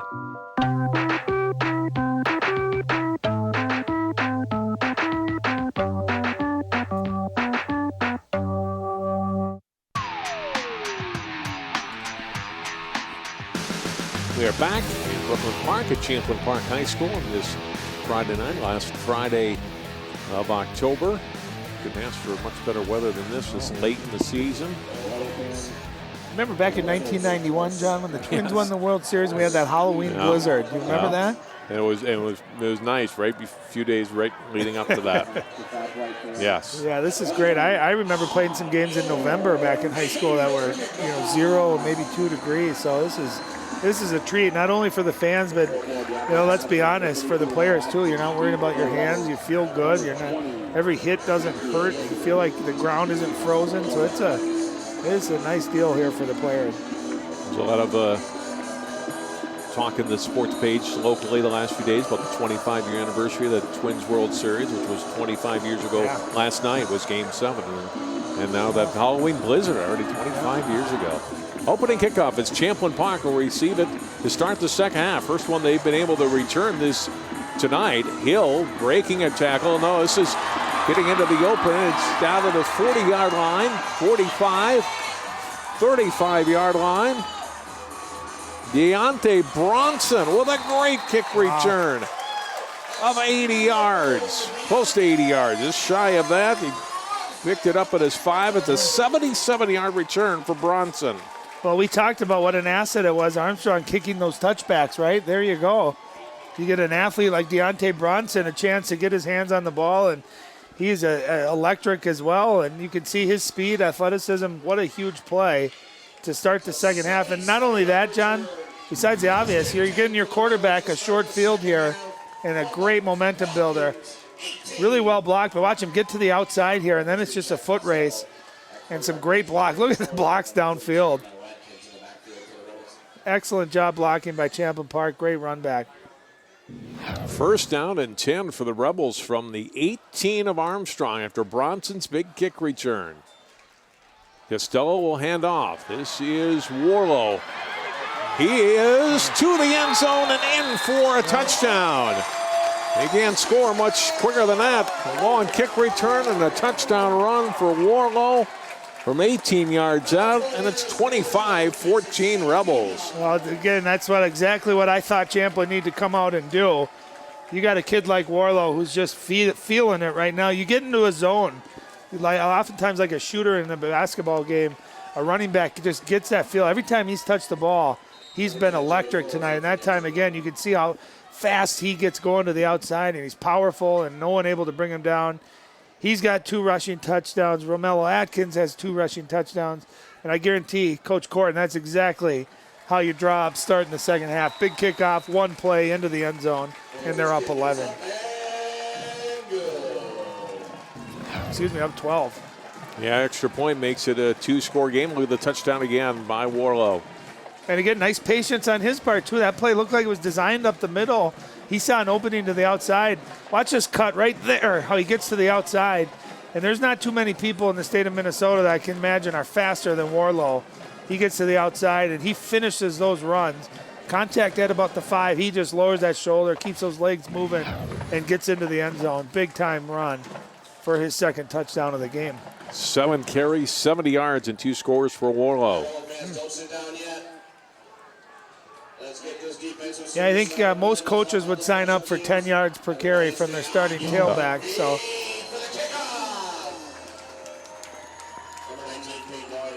Well, that changes things a little bit early here in the second half. Now a 12-point lead for Champlin Park.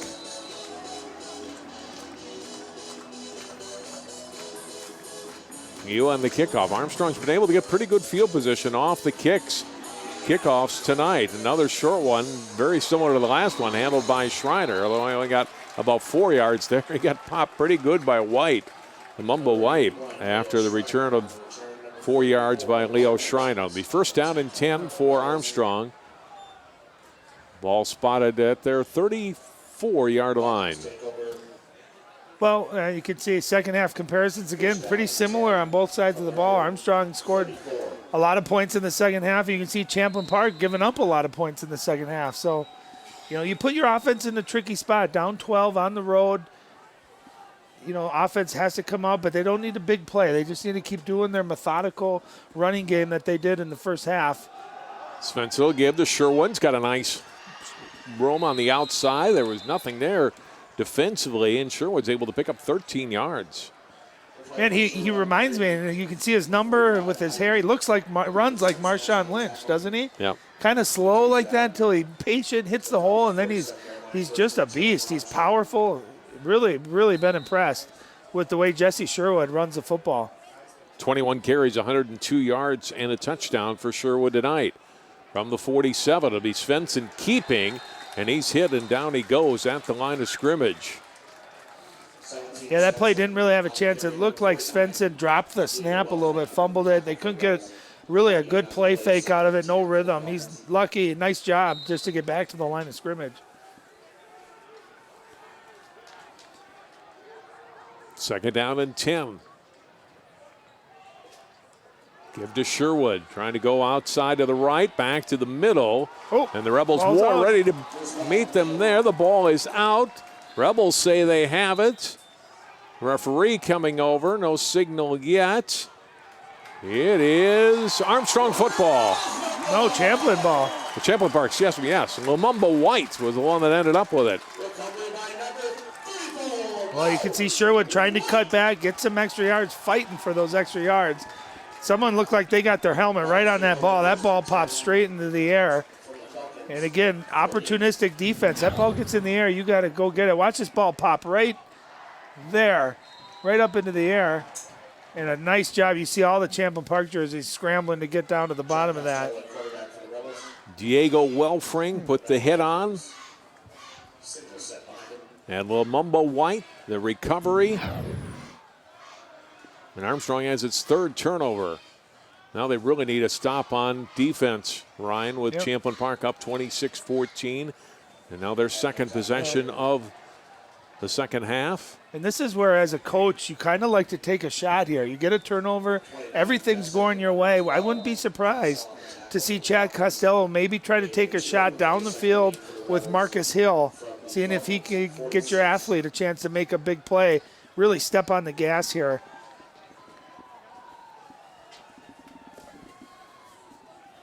Second down and 8 from the 46 of Armstrong for Champlin Park. Costello will hand it off.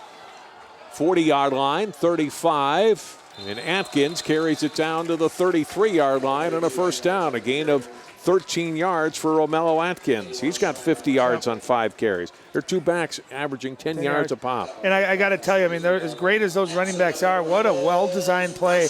There was no contact, John, until 8-9 yards down the field. So an excellent job of just mixing it up on offense, but also that offensive line doing a really nice job opening up big holes. From the 33 of Armstrong. Still looked like he wanted to throw, hands it off to Atkins on the delay, and Very short gain, if anything. Tackle on the play by Cole Christensen. You can see Armstrong still bringing pressure. That slow developing play. You almost got to hope the pressure overruns that play and you get that draw underneath it. If it's not timed just right, and you're bringing pressure like Armstrong did there, that's what's going to happen. There's going to be nowhere to go.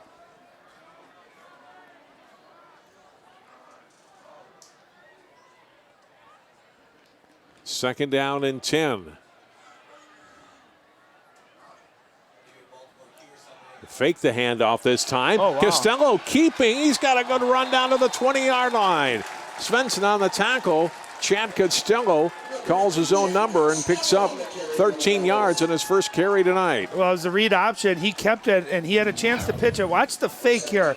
Right before he turns up for it, just a little fake to the outside to Warlow, and that was just enough to get him up the seam. Nice job by Costello, A, with the ball fake, and B, turning it upfield in a hurry. Big play for Chad Costello. This offense seems to really be firing, and you can see they're a rhythm offense. Right now they got a lot of rhythm. There is Warlow. Big hole up the middle. First down and goal. A gain of 12 to the 8-yard line. You know, the thing is, too, when he gets that head of steam going, watch where contact occurs here, John, and watch where he finishes. Right there, and watch, he goes an extra, boom, 6-7 yards. He's just a load to bring down, and he runs so hard and low that he's going to always get that momentum moving forward.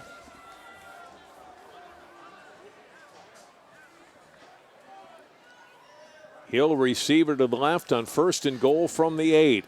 Now give to no, it's Costello keeping again, and he falls forward a couple of yards down to the 6-yard line. Schreiner on the tackle. Second and goal from there.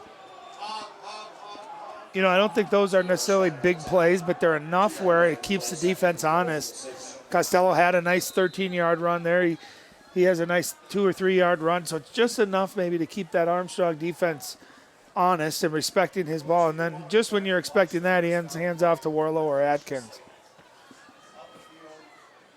They've got more of their short yardage offense now in 3 backs behind Costello on second and goal from the 6. This is Atkins trying to pick his way to the goal line. He'll get down to the 2-yard line. Christensen in on the stop for Armstrong, along with Elliott Olson. It'll be third down and goal from the 2. This is what they call their jumbo package here. You get a couple extra big linemen. Look at the size of the line up front. You got 3 running backs. Look at how bunched they are. Third and goal to give to Atkins again. Toward the end zone. No signal yet. It is a touchdown. Well, great push by the offensive lineman. Excellent job. Romello Atkins and Ernest Warlow have a little battle going. Who's going to end up with more touchdowns? Atkins had 2, and then we saw the last drive. Warlow could get 2, and now Atkins goes back up with his 3rd touchdown rushing tonight. Wow, I mean, if you're Coach Corton, how could you have asked for a better start here to the second half? Get all parts of your game working well. You get the special teams, long kick return. Your defense forces a fumble, and your offense has got 2 touchdowns. Yep. Extra point by Faulds, and all of a sudden it's 33-14. Well, you can see the push up front. I mean, you got 7 blockers in front. And when all you need is a foot there, that's a heck of a push by that offensive line. Easy touchdown for Romello Atkins. He's just following his guys up front, and a big start here to the second half. And look at that, turnovers, 3 for Armstrong, 1 for Champlin.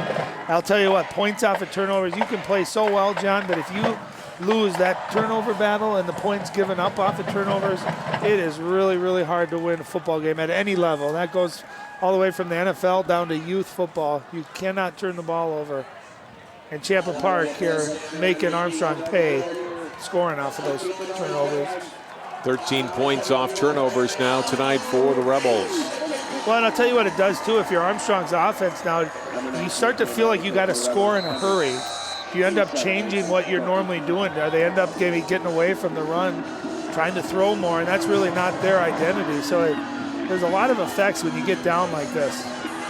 Long kick this time by you, and Stoker getting it dropped Boy, White got downfield in a hurry, helped by Thomas Zinna. They pinned Armstrong back inside the 20-yard line. And number 50, Thomas Zinna for the Rebels. Lumba White, who came up with that fumble recovery. Look at 34 get down the field, and he was not going to let A.J. Stoker get any more yards. And that's why I like kicking it deep, right? I mean, you saw that short kick earlier. They gave the ball to the 35. That time you kick deep, trust your special teams in coverage, and excellent tackle there in open field. And you force Armstrong really to start in terrible field position. They got their work cut out for them, trailing by 19 here, nearing the midway point of the third quarter. Svensson looking right, has nowhere to go there, spins out to the 23-yard line. He's lucky to get that much yards. It looked like they were going to catch him for a loss. Nice hard run by Svensson to make something positive out of that, and he gets 3 yards. Yeah, and really the first time all night we saw an empty backfield with just Svensson alone back there with no running back, no chance of handing off there. It allowed the defense really to focus on him. Second down, they'll give to Sherwood. Hit by White, bounces off him. Still on his feet, but he won't get out to the 25-yard line. The Rebels are starting to come. Well, it's funny, you know, football is such a game of momentum, right? Your offense feeds off of special teams. All of a sudden your defense got a little bit more confidence. You gave them another lead. They start ball hogging. They tackle better. It all flows together, and that's what makes football so great to watch and fun to play. It's just nothing's better than when everything's kind of feeding into each other and you got all the momentum in the world. Svensson on 3rd and 5, trying to get it to Poster, underthrew it. Spencer, the closest defender to it, it may have been Bronson defensively there, and regardless, ball a little bit short and just of Isaiah Poster, and it's 4th down. Yeah, not the kind of response you want from your offense when you're down 19 points. The momentum, you got to sustain a drive there. Instead, they 3 and out, and you can see passing downfield. You know, Svensson's a good passer, but it all comes in context of running the football.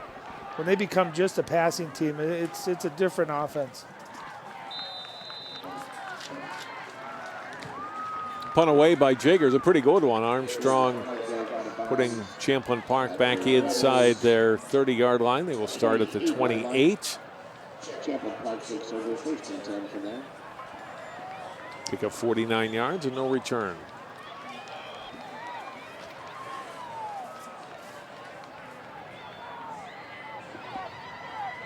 Roseville ahead of Maple Grove tonight, 18-14 in the third quarter. Wow. Eastridge, who is the likely opponent of the winner tonight, ahead 21-0 on Lakeville South at halftime. Well, that would be a shock if Maple Grove went down, but still a lot of football to be played over at Maple Grove. Quick throw to Witt, and he's got a completion and a first down, a gain of 17 yards out to the 45-yard line. Cameron Witt's got 6 catches tonight. Well, Trey Carlson, number 81, and Josh Gilliam, number 2. I mean, that play doesn't work if you don't have receivers downfield blocking. However, it looks like this one's going to come back holding on Champlin Park. It's their 3rd penalty tonight, but boy, that's a big one. Instead of 1st and 10 at the 45, it's 1st and 20 back at your 20. Yeah, and Champlin obviously has seen something with that quick wide receiver throw to Cameron Witt. Armstrong just not adjusting, defending that. That play has been there multiple times here this evening. On first and long, they go to the run game. Warlow trying to run out of a tackle from Schreiner, who kept a good grip on that jersey and pulled him down. Still Warlow able to pick up 6 yards on the play. Well, that's about all you can do, right? He's running so hard. You grab his jersey, you hold on for dear life and hope a teammate comes and helps you out. 2nd and 11 for the Rebels.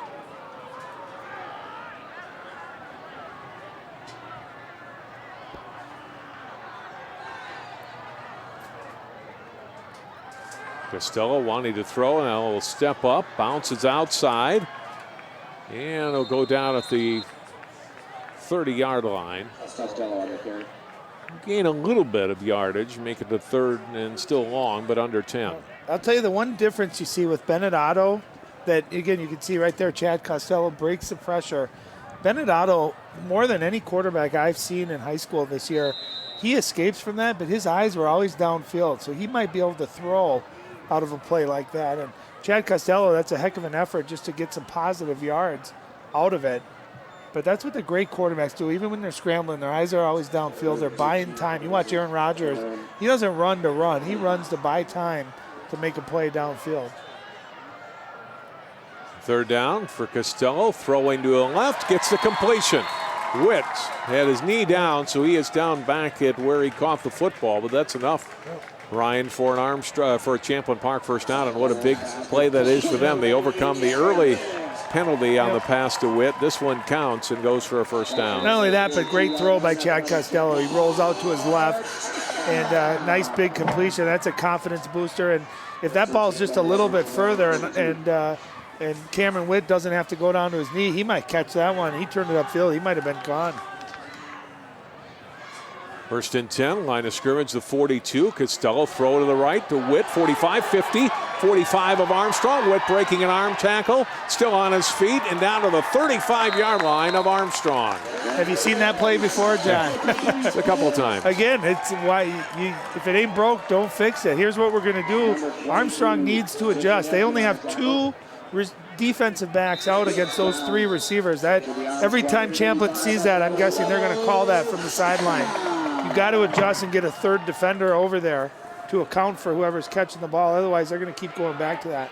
It's a 22-yard gain, first and 10. Rebels at the Armstrong 35. I wouldn't be surprised to see it again here.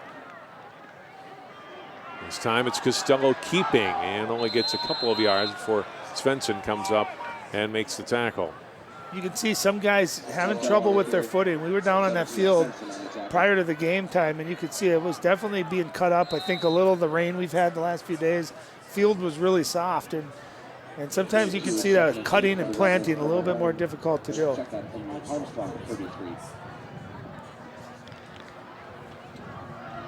Second down and 8. There's the three receivers to the left. And Ryan, we talk about they've got a receiver advantage over to that left side. Let's see if they come back to that play once again. Costello looking that way. Now will throw up the seam, gets the completion. First down, it's going to be a touchdown. Josh Gilliam for the score. 33 yards. Well, remember we talked about that in the first half, John, that they'd run that wide receiver quick throw so many times that one time all they're going to do is pump fake that. Defense comes up and Josh Gilliam looks like he's going to block. He releases. Quick little pump fake by Chad Costello. Excellent play call. And the only reason that play works is because they've ran that wide receiver screen so successful so often here tonight. I love the play call there. Easy throw and catch. Great play call. Great execution. Champlin Park just rolling here in the second half.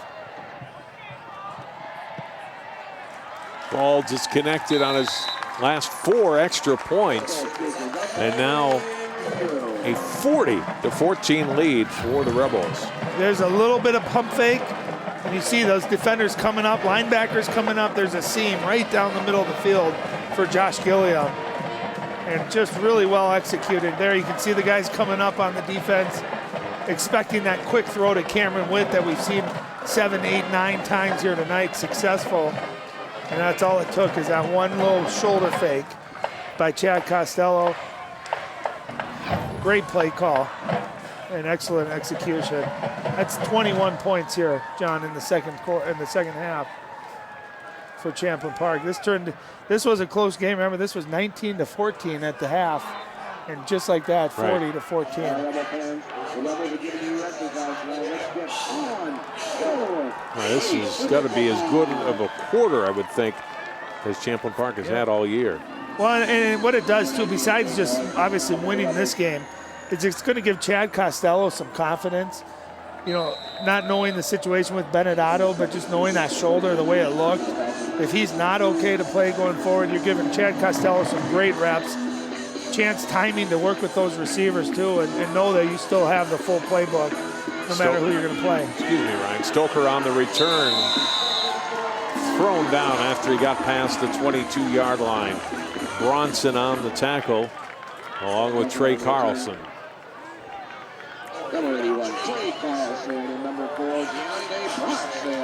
Well, Bronson had the big kickoff return to start the half and comes back and gets the tackle here on special teams. Well, that really set the tone here, I think, for this second half. He breaks that long one. Next play, they score. Armstrong now down by 26 points. 2 minutes and 44 seconds to play in the third quarter. Start this drive at their 22-yard line. Sherwood the lone back behind Svensson. Wants to throw it. He's under a big rush. Gets it away and incomplete. Zinna was right on him. Flag goes down in the defensive backfield. We usually see some kind of either holding penalty or interference. Pass interference on offense. I'll tell you what, I love that play call. That's the play they ran in the first half with Isaiah Poster, that 60-yard. It was a fake to the run and that tight end seam right up the middle. However, when you're down by 26, defense may be expecting a pass, doesn't quite have the same effect. But I love the play call there. I'm talking to Dan Afalabi, one of the captains, and what Champlin Park wants to do. They will accept the penalty here. As you look at the rush that was coming in on Zinna. There you can't see where the pass interference was, but it was. I think it was at the top of our screen. Yeah. And it looked like after the throw it had even been completed, so. First down and 20. Svensson looking right again as Zinna coming again and will throw it out of bounds. Boy, all sorts of pressure. Well, and I'll tell you, and Svensson there, instead of rolling, keep getting wider and deeper, he's got to be a little more comfortable, set in the pocket, allow just an extra second or two for his receivers to get open. And part of that's if you're not a natural quarterback, you feel that panic, that rush a second or two earlier. The good ones can stay in that pocket, even with the rush coming around them, they step up. Instead of getting deeper where he really has no angle to throw, staying in that pocket can really be big for all quarterbacks. Second down. Svensson has time in the pocket, now trying to step up and run, only gets a couple of yards out to the 14-yard line. Helmet comes off. It'll be third down and long. On the tackle, Tony Guzman, senior defensive lineman and another captain. Well, and here's what's big on that play. That time I thought he did a nice job, Svensson did, of staying in the pocket, but now he's got to sit out because his helmet came off. Trevor Peterson's going to come into the game, a senior, also a captain, but you know, on third and long, when you absolutely have to have a drive be sustained, you don't want to have your starting quarterback having to come out of the game. Peterson, who we talked about early in the game, was their starting quarterback, hurt on the first series of the year before he was replaced by injury, and that third down pass comes up short, trying to hit Emmanuel Nathan, and it's fourth down. Yeah, and you get a sense, I mean, Armstrong, they have success throwing because they have success running the football. When they become an all-throwing team, just not quite in that same rhythm, that doesn't feel like that's how they want to play. And because of that, we've seen 2 quick 3-and-outs, and then it just becomes a snowball effect. You're getting the ball back to Champlin Park, who's absolutely in a great rhythm and on fire on offense. Jager takes the high snap and gets the punt away. It's the 48-yard line.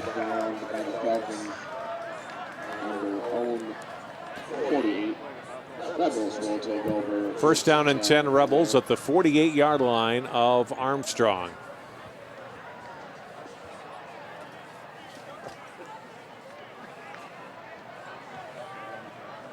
You know, and if you're Champlin, do you keep the foot on the gas here or try to get your quarterback even more rhythm, or you just try to comfortably run the football, run the clock down here? Well, I think you've had success with those short passes, which for the most part are pretty low risk.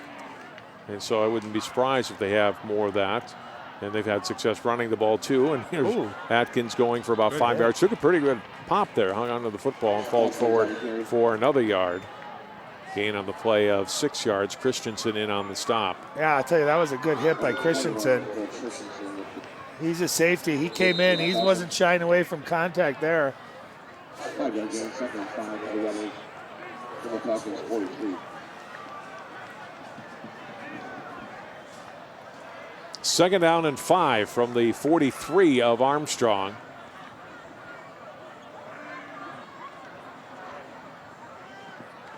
And they'll give again to Adkins. Trying to break out of a tackle, thrown down at the 40-yard line to the 39. Elliot Olson on the tackle. Will be shy of a first down by a yard. I'll tell you, that's probably the second or third time we've just seen someone from Armstrong grab that back jersey and hold on for dear life. These Rebels running backs, they finish their runs. You know, you always see running backs. You watch Adrian Peterson, Emmitt Smith, the greats of all time. The one thing they have in common is their feet never stop moving. They're always driving. And I've been really impressed with Champlin Park tonight, how their running backs finish their runs. Jumbo package in here on 3rd and 1. Atkins, and he'll get a first down to the 37-yard line, a pickup of 2. So Atkins tonight, Ryan, 11 carries, 67 yards, and 3 touchdowns. Warlow, 9 carries, 88 yards, and 2 touchdowns. Which stat line would you rather have there? Huh? The higher average or the more touchdowns, right? Both been really, really impressive. And I'll tell you, when you have 2 backs that can kind of split the carries like that, they both stay fresh too, right? We've kind of seen Sherwood drop off a little bit here in the second half. Part of that being they haven't ran the ball as much, but when you got one back that's getting 25, 30 carries as opposed to 2 that are splitting it, you tend to stay fresh. And they're a little bit different too. You know, Warlow's a little bit more powerful. Adkins a little bit more slippery, if you will. Atkins getting the run on first down, and steady diet of runs now on this drive. The ball was fumbled, came out, and Michael O'Malley ended up with the football, but they're going to say Atkins was down, and he gains 5 more yards. That is the end of the 3rd quarter. Champlin Park really opening it up in the 3rd. They lead Armstrong 40-14. We're back to the 4th quarter on 12 Sports after this.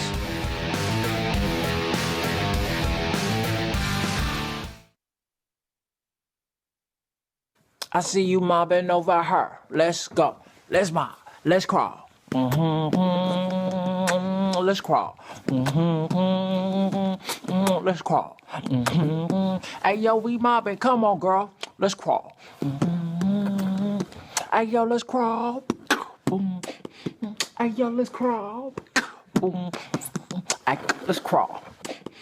Hey, yo, let's crawl.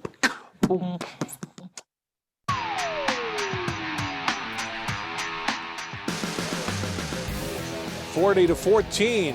Champlin Park leading Armstrong. Let's go back down to Allie Arlt on the sideline. Guys, a few weeks ago when we covered Champlin Park versus Totino Grace, we talked about the Rebels' loss of their quarterbacks coach, Mike Ross, after an injury he received in the bleachers while watching his son play at Bethel. He had surgery on his leg that day, and he had to watch the game from home.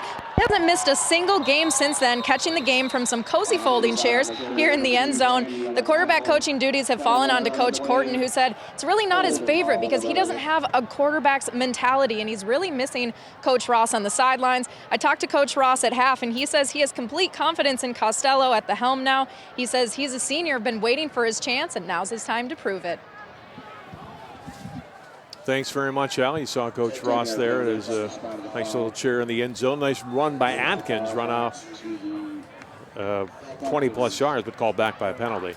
Yeah, beautiful cuts that time by Atkins, and a really nice block by Marcus Hill down the field. But unfortunately for them, it's going to come back and set up a second and very long. But at this point for them, they just need to run. I mean, they've already done it. Starting the end of that 3rd quarter. Run some clock, don't turn the ball over. Yeah, that's a formula that will work when you're up by 26 going into the 4th quarter, absolutely. Hand off on 2nd down and long, breaking tackles and getting inside the 40 down to the 39 goes Warlow. They've been giving it to Atkins lately, but Warlow with his 4th carry here in the second half, and he's close to 100 yards. Yeah, they said enough of this Atkins diet. We're going back to Warlow. And I'll tell you what's really, really been fun to watch is Warlow. There's a chance for Armstrong to tackle him every time at the line of scrimmage. He just runs right through it. And even a carry like that, he goes through contact, gain of 9, 10 yards. 3rd and 11. Costello wanting to throw. Gets a short pass. It's Warlow out of the backfield. First down. 25-yard line to the 20. Still on his feet down to the 13-yard line of Armstrong. Gain of 26. And that we saw him do that against Totino in that last game. A couple of nice catches out of the backfield. And just a really, really well-designed play. You can see it looks like he's going to block. He just goes out into the flats there. Athletic catch. Watch this right there. That's got to be a tackle if you're Armstrong instead.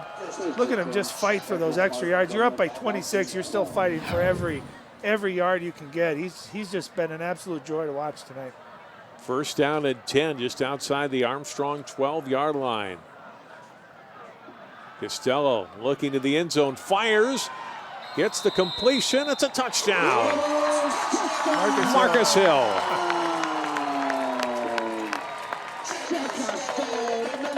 And again, you run the football effectively. Defense comes up. Marcus Hill, we haven't heard too much from him yet here tonight. But again, like we said, coming into the game, he had 18 catches.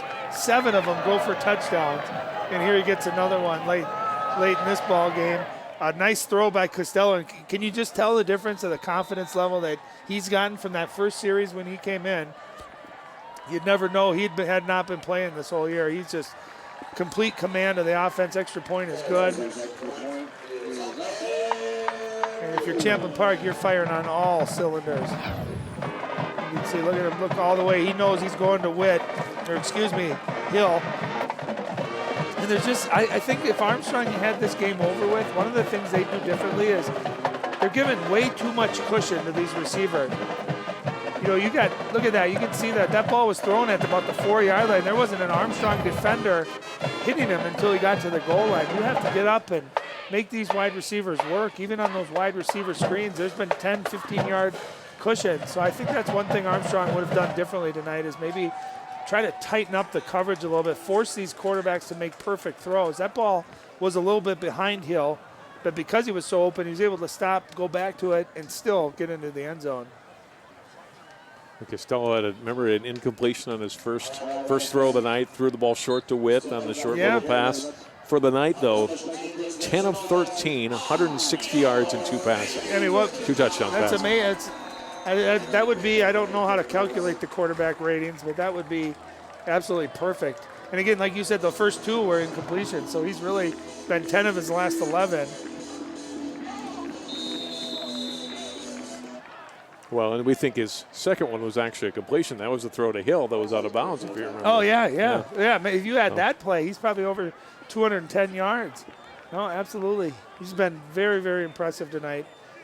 And again, I know he's had experience. I know he's played last year, but for them going forward, if he's going to be the guy to give his team this kind of confidence in him, I think is absolutely huge. Especially against who they're going to probably play, which is Eastridge. Next week. They're going to need to be on in the passing game. So what a blessing in a way for him to come in if he was going to play to get this invaluable time. Kickoff went out of bounds, giving Armstrong the football. 1st and 10 from their 35. Peterson back in at quarterback. He'll give to Sherwood, who's had a nice night running. Gains 5 yards here. Colton Ite on the tackle.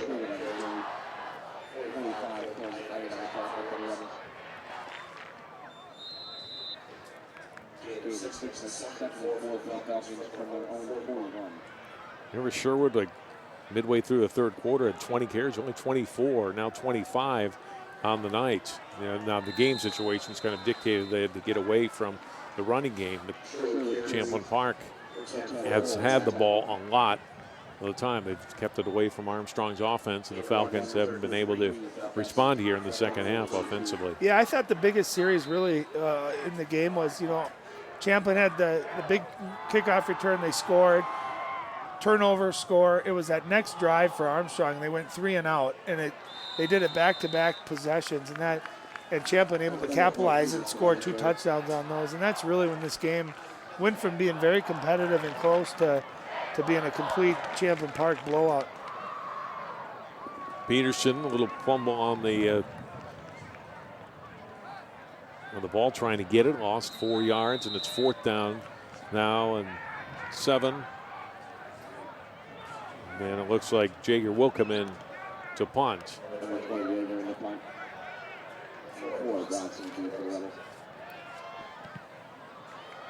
Gets the kick away. Deontay Bronson is back, but the Rebels aren't going to mess with this. They'll let Armstrong down it, and Champlin Park will get it back at their 25-yard line. They can start to look ahead to next week. Eastridge has had a very good program the last few years. Class 6A runners-up, lost in the last seconds a year ago in the state championship game to Osseo. Well, if you remember, we did the Maple Grove Eastridge and game I remember last year. thinking there's no team that's going to be able to beat Eastridge. They had a huge offensive line, great running backs, and of course that Osseo Eastridge championship was a heck of a ball game. But I think Eastridge is a little bit down, and I don't think they're quite as good as they were last year. But they're very well coached. They have huge offensive and defensive lines. Excellent running backs. Champlin Park's going to have to defensively really bring it next week. It's going to be similar to that Totino game where they're going to have to really focus on stopping the run, and they can't have turnovers. They can't. Remember how they got down really quick to Totino? It was 14-0.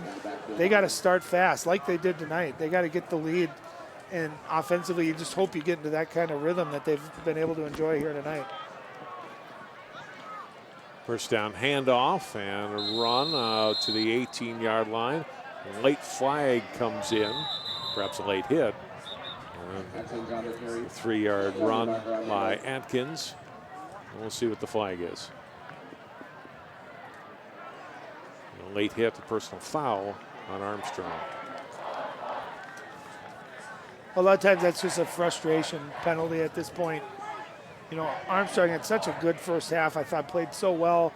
I thought actually might have been in control of this game, even though it was 19-14. And in a blink of an eye, you go down by 33 points. You get a chance to make a tackle, a little frustration, letting out. It's certainly understandable, but you can't do that because now you're giving this offense a free first down as well.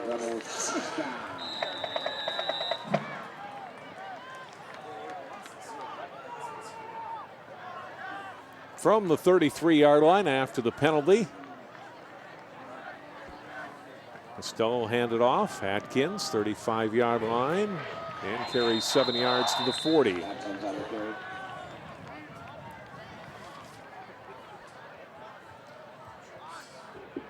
Number 90, hanging on the tackle. Second down and a little less than 3 to go. 7 seconds and 3 for the Rebels from their own 40.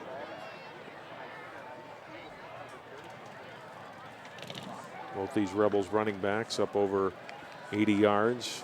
Warlow over 90 on the night.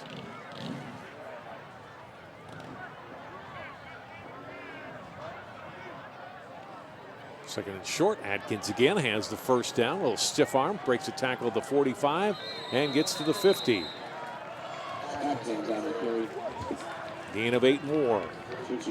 Really not doing anything tricky on offense. They're running that read option, and I think Armstrong's giving too much attention to Costello as a potential ball carrier. I would focus everything on stopping Warlow and Atkins, and if you get Costello to carry the ball and keep it, so be it.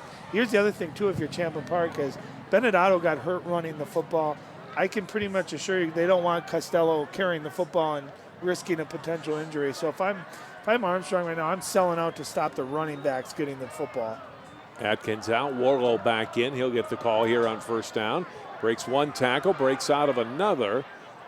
A lot of running, still on his feet. That was a lot of running to get 1 yard. That might have been the best 1 yard run I've ever seen. He was hit 3 or 4 different times behind the line of scrimmage. And watch this initial hit right there. He should have been wrapped up. There's one, there's two. And then right here, I thought for sure he was down. He got 2 guys. He still gets out of it. Oh, what an effort. I've been so impressed with Ernest Warlow and how hard he runs the football.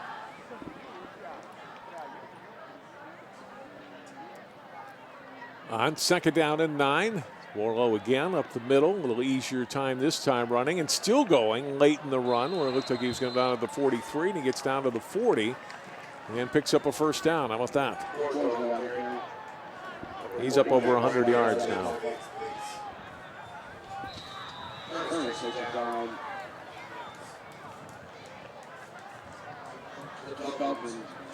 First down and 10, ball at the Armstrong 40. Yeah, it looked like Champlin taking some of their starting offensive line out of the football game, maybe giving some of their backups a chance to get some varsity reps. What a good job that starting group did, though. Oh, they were remarkable. I mean, we saw a couple of those touchdown runs in the first half. There was no contact, until 8, 9, 10 yards down the field.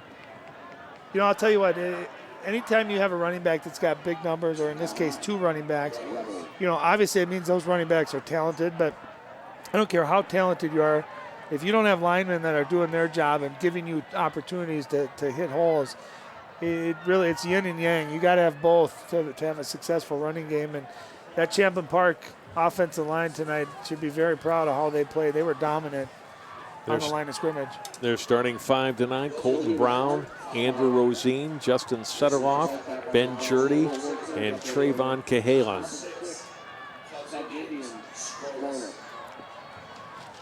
Timeout here taken by Champlin Park. You can see the time remaining here in the football game. Rebels will go to 6-3. Armstrong, boy, they had to deal with a lot of injuries coming into this game, but fought through it most of the season to fashion a pretty nice 5-3 record, considering they lost a lot of starters early in the season, but they're going to go down tonight to finish at 5-4. Josh Gilliam, who caught a pass earlier for a touchdown, is now the quarterback. Costello out. He'll hand off on first down and 10. And there'll be no gain on the rush. It'll be second down and 10. Yeah, smart play by Mike Corton there to get Chad Costello out of the game, recognizing that it's probably his quarterback going forward. Can't afford to have an injury to him, so they're giving Josh Gilliam a chance to get some reps at the quarterback spot. Anthony Nayati is the running back there, no gain. Second down and 10, but again, you're moving the clock, taking time down towards 0 here as we wind it out here in the fourth quarter. 5.5 minutes to go. No, I was just saying, this is where you want to finish the game without anyone getting hurt. Right. You just want to get out of this. The outcome is decided. You don't want anyone injured. Nope. A little mix up there. Gilliam's got to keep it himself. He'll get to the 39-yard line before he's hit by Jack Reinhardt. A gain of just 1. It'll be third down and 9.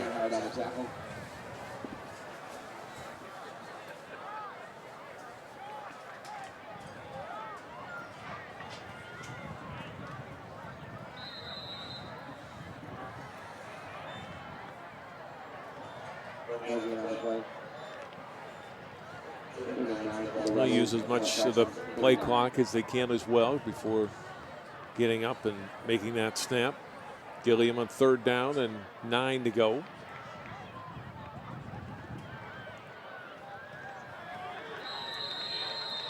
Given and loss as Armstrong able to break through that line. And now they lost a couple of yards. It's going to hurt their per game rushing average, per attempt. Right.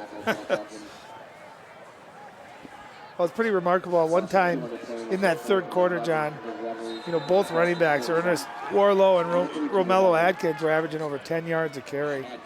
If you're averaging double digits per carry, you've had a pretty successful evening.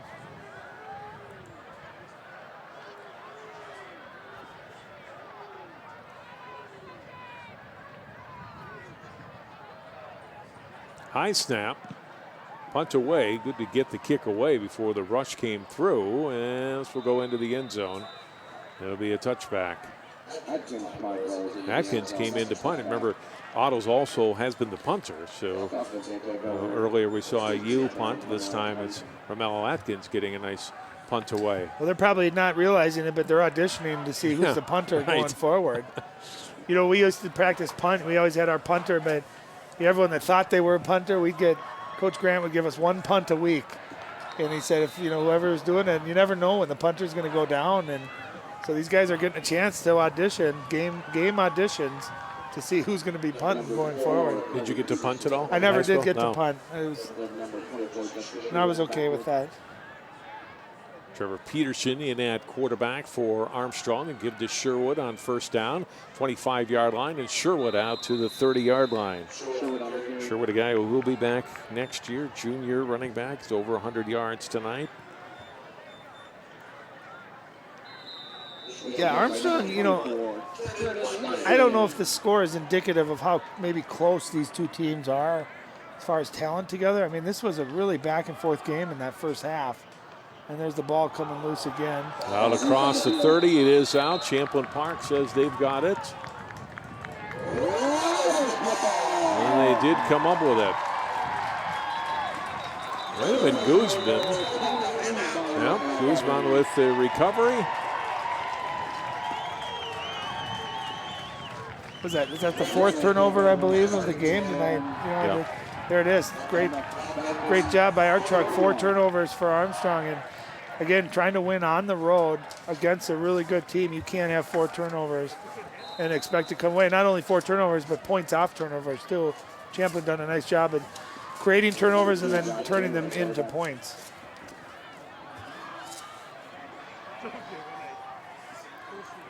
First down and 10 from the 31. Gilliam will keep the ball on first down. Gets a good first down rush. 25-yard line to the 24. Gain of 7.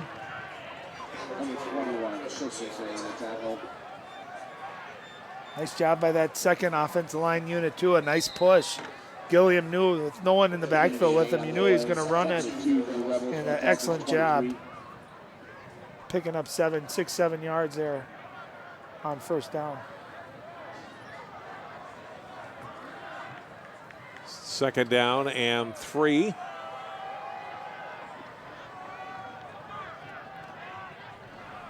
And it's Gilliam keeping to the 20-yard line. Flag goes down. It would be a first down, but I'm guessing we're going to get a holding here. Yeah, hold, I believe, from the receiver coming in, number 47. Jai Riley Phillips looked like he got a little hold coming on the outside, and that's going to bring it back. From the spot of the foul.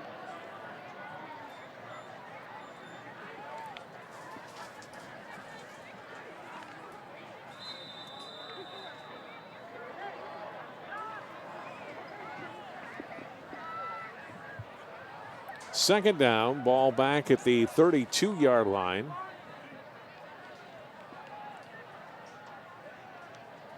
After the penalty, the 5th tonight on Champlin Park. Gilliam will give with a big hit in the backfield.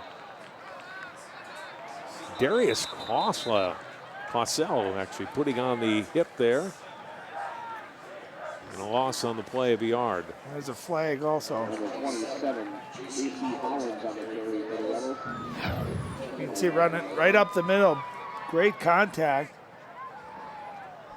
Clausell able to put the hit on J.C. Hollins. I think what they're calling is a late hit. You saw, I think it was Michael O'Malley, number 54, jumping on the ball carrier after he was down.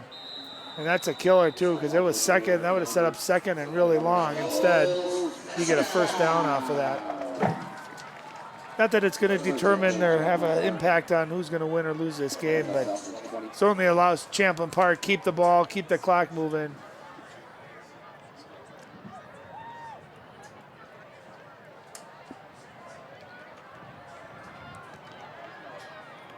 Oh, wow. A good run on first down. Down to the 10-yard line goes Champlin Park. That's Hollins, who got hit on that previous play, and gets a good run.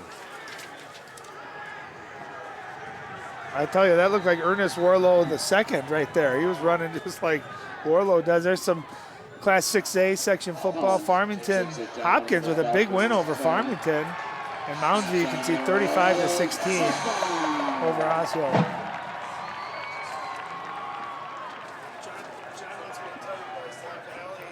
Great run by Warlow. Got them down inside the 10-yard line, down to the 5.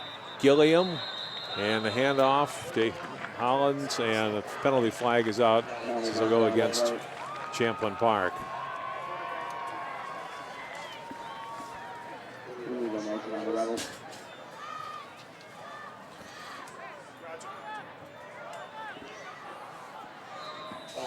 Penalty. First and goal. Well, John, I'm going to go out on a limb and say Champlin Park is going to move on here. A very bold prediction.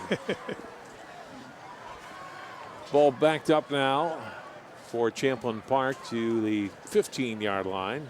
Gilliam will hand to Hollins again. Moves a bit of yardage back to the 20-yard line. And again, it's Osseo coming in and making the stop. You know, and that's the thing too, John, when you think about it, you know, that's why you practice so often and so many reps, and sometimes as a player it gets old, but what you don't realize, you know, you get your starting quarterback injured, you have Costello come in, and they didn't miss a beat. They just picked up right up where they left off, and that's why you prepare and do what you do and practice as hard as you can and get so many guys, as many reps at different positions. Because you can't, if one guy gets injured, we've seen with the Minnesota Vikings, right? You lose your quarterback, your running back, your left tackle. It's that next man up mentality. And I think you give a lot of credit to Champlin Park and their coaching staff and their players for stepping up here tonight. More finals tonight, Minnetonka and Burnsville winners. Champlin Park will move on. They'll face Eastridge next Friday in a huge second half here. They outscore Armstrong 28-0 after halftime and win going away 47-14. Well, I'll tell you that start, you know, they had 35 seconds into the second half. They had created a turnover and scored a touchdown. 3 and out, they score again. 3 and out, they score again. I mean, just a dominant start to open up the second half. Remember, this was 19-14 at half. So what a second half for Champlin Park, and it's something they can sure build on as they prepare to play Eastridge next week. And they get that big drive right before halftime, which is another thing. They were trailing 14-12 until that last drive. They got a touchdown with about 30 seconds left in the half to make it 19-14, gave themselves a little momentum. You get the big kickoff return to start the second half by Deontay Bronson, and everything just kind of steamrolled for them from there. Yeah, it was, and that's, you know, and give them credit too. We talk about them as such a passing offense, and they had success tonight, obviously. But I really thought the key was Warlow and Adkins and the way they ran the football. Great balance. I always talk about balance. When an offense can run and throw, they become really difficult to defend. I think Armstrong, more one-dimensional, right? You stop their running game, you stop their offense, and we saw that in the second half. We'll take a quick break. Allie will be down on the field to hear from some of the winners. Champlin Park is moving on. 47-14 Rebels the final. Back with more from football coverage from Champlin Park High School after this timeout.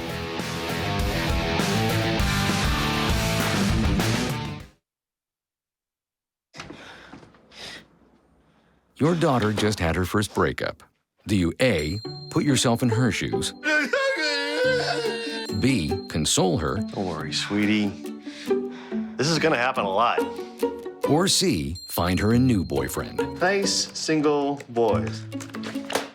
That was weird. As a parent, there are no perfect answers. But you don't have to be perfect to be a perfect parent. Thousands of teens in foster care will love you just the same. A happy Rebels group. Champlin Park wins 47-14 tonight over Armstrong. Let's go down to the field and Allie Arlt. Hey guys, I have Champlin Park's 3 weapons on their team that were huge factors in tonight's game, and it's a mouthful too. We've got Werlo, we have Romello and Costello here. We're going to start over with Ernest. Ernest, 2 touchdowns today, 2 rushing ones, both of them about 17 and about 18 yards respectively. Talk about how you were able to be so efficient on your side of the ball tonight. Today I was just staying calm and focused. I just wanted it, I guess, I don't know. But yeah, I was just running hard. Yeah, that's it. There was a lot of offense put up by this team today, you being one of those contributing factors, and you had to do it with a change with the quarterback. Talk about that transition. I mean, our quarterback's great, so when Chad came in, it was nothing. We knew what he was gonna do. We knew what he was gonna bring to the team, so it was good. Congratulations on your 2 touchdowns, bringing this team further in the section playoffs. We're going to come over here to Romello. You know, you had 3 touchdowns in 3 quarters tonight. An explosive game for you offensively. How were you able to pull out such a great performance at running back? You know, offensively, our offensive line has been working hard in practice, making holes. They've gotten better over the years, and I've just been running hard and keeping calm and waiting for the hole. Talk about that first touchdown in the first quarter. You guys intercept the ball. The next possession comes to you, and you drive it in for 17 yards. You know, the energy from the defense made me really ready to get the ball. You know, it was just it was just I was just ready. What do you have to say about your quarterback here who stepped up when Otto went out tonight? You know, Chad, I've been playing with Chad for the past 5 years, so it's been a great connection. And I already knew what Chad had brought. I already knew what Chad was bringing to the table, and we were just all ready to play. Congrats on your 3 touchdowns tonight. We'll turn it over to the guy who really probably wasn't expecting to come in and play tonight. It's your senior year. I talked with Coach Ross at halftime, and he said, I have the utmost confidence in Costello. He's been waiting for this opportunity. Talk about that transition tonight. I mean, I've been ready all year. I know my senior year, I'm 1 play away from playing, so I just got to be ready and just take every play like, I'm playing. So, and I just want to say, my Bennett, he's my best friend, and I just hope him the best. We thought that you would be eased into the throwing game, but you came out with a huge bomb that looked good to us. Talk about coming in there and the confidence in your arm. That's my strength in my game is my throwing ability, and I just try my best to get it to my guys and have them make a play. Chad, no Champlin Park team has made a state tournament appearance in the last 12 years. Looks like you're going to be the guy now. How are you guys going to get them there? We just got to be ready, game plan for the next opponent next week, and just be ready and play hard and go get it. Anything you want to say to Chad, or sorry, to Bennett? Bennett, much love for you, brother, and hope you get better soon. All right, these guys pretty ecstatic to be moving on to the playoffs. We'll send it back up to you guys. All right, thanks very much. Romello Atkins, Ernest Warlow, Chad Costello, and the rest of that Rebels offense piling up 47 points tonight. Their defense shutting down Armstrong in the second half, and they win it going away. That'll do it for our telecast tonight. For Ali Arlt, for Ryan Iverson, and all of our crew, Champlin Park moving on to play Eastridge next Friday night. Our final score tonight from Champlin Park, the Rebels over Armstrong, 47-14.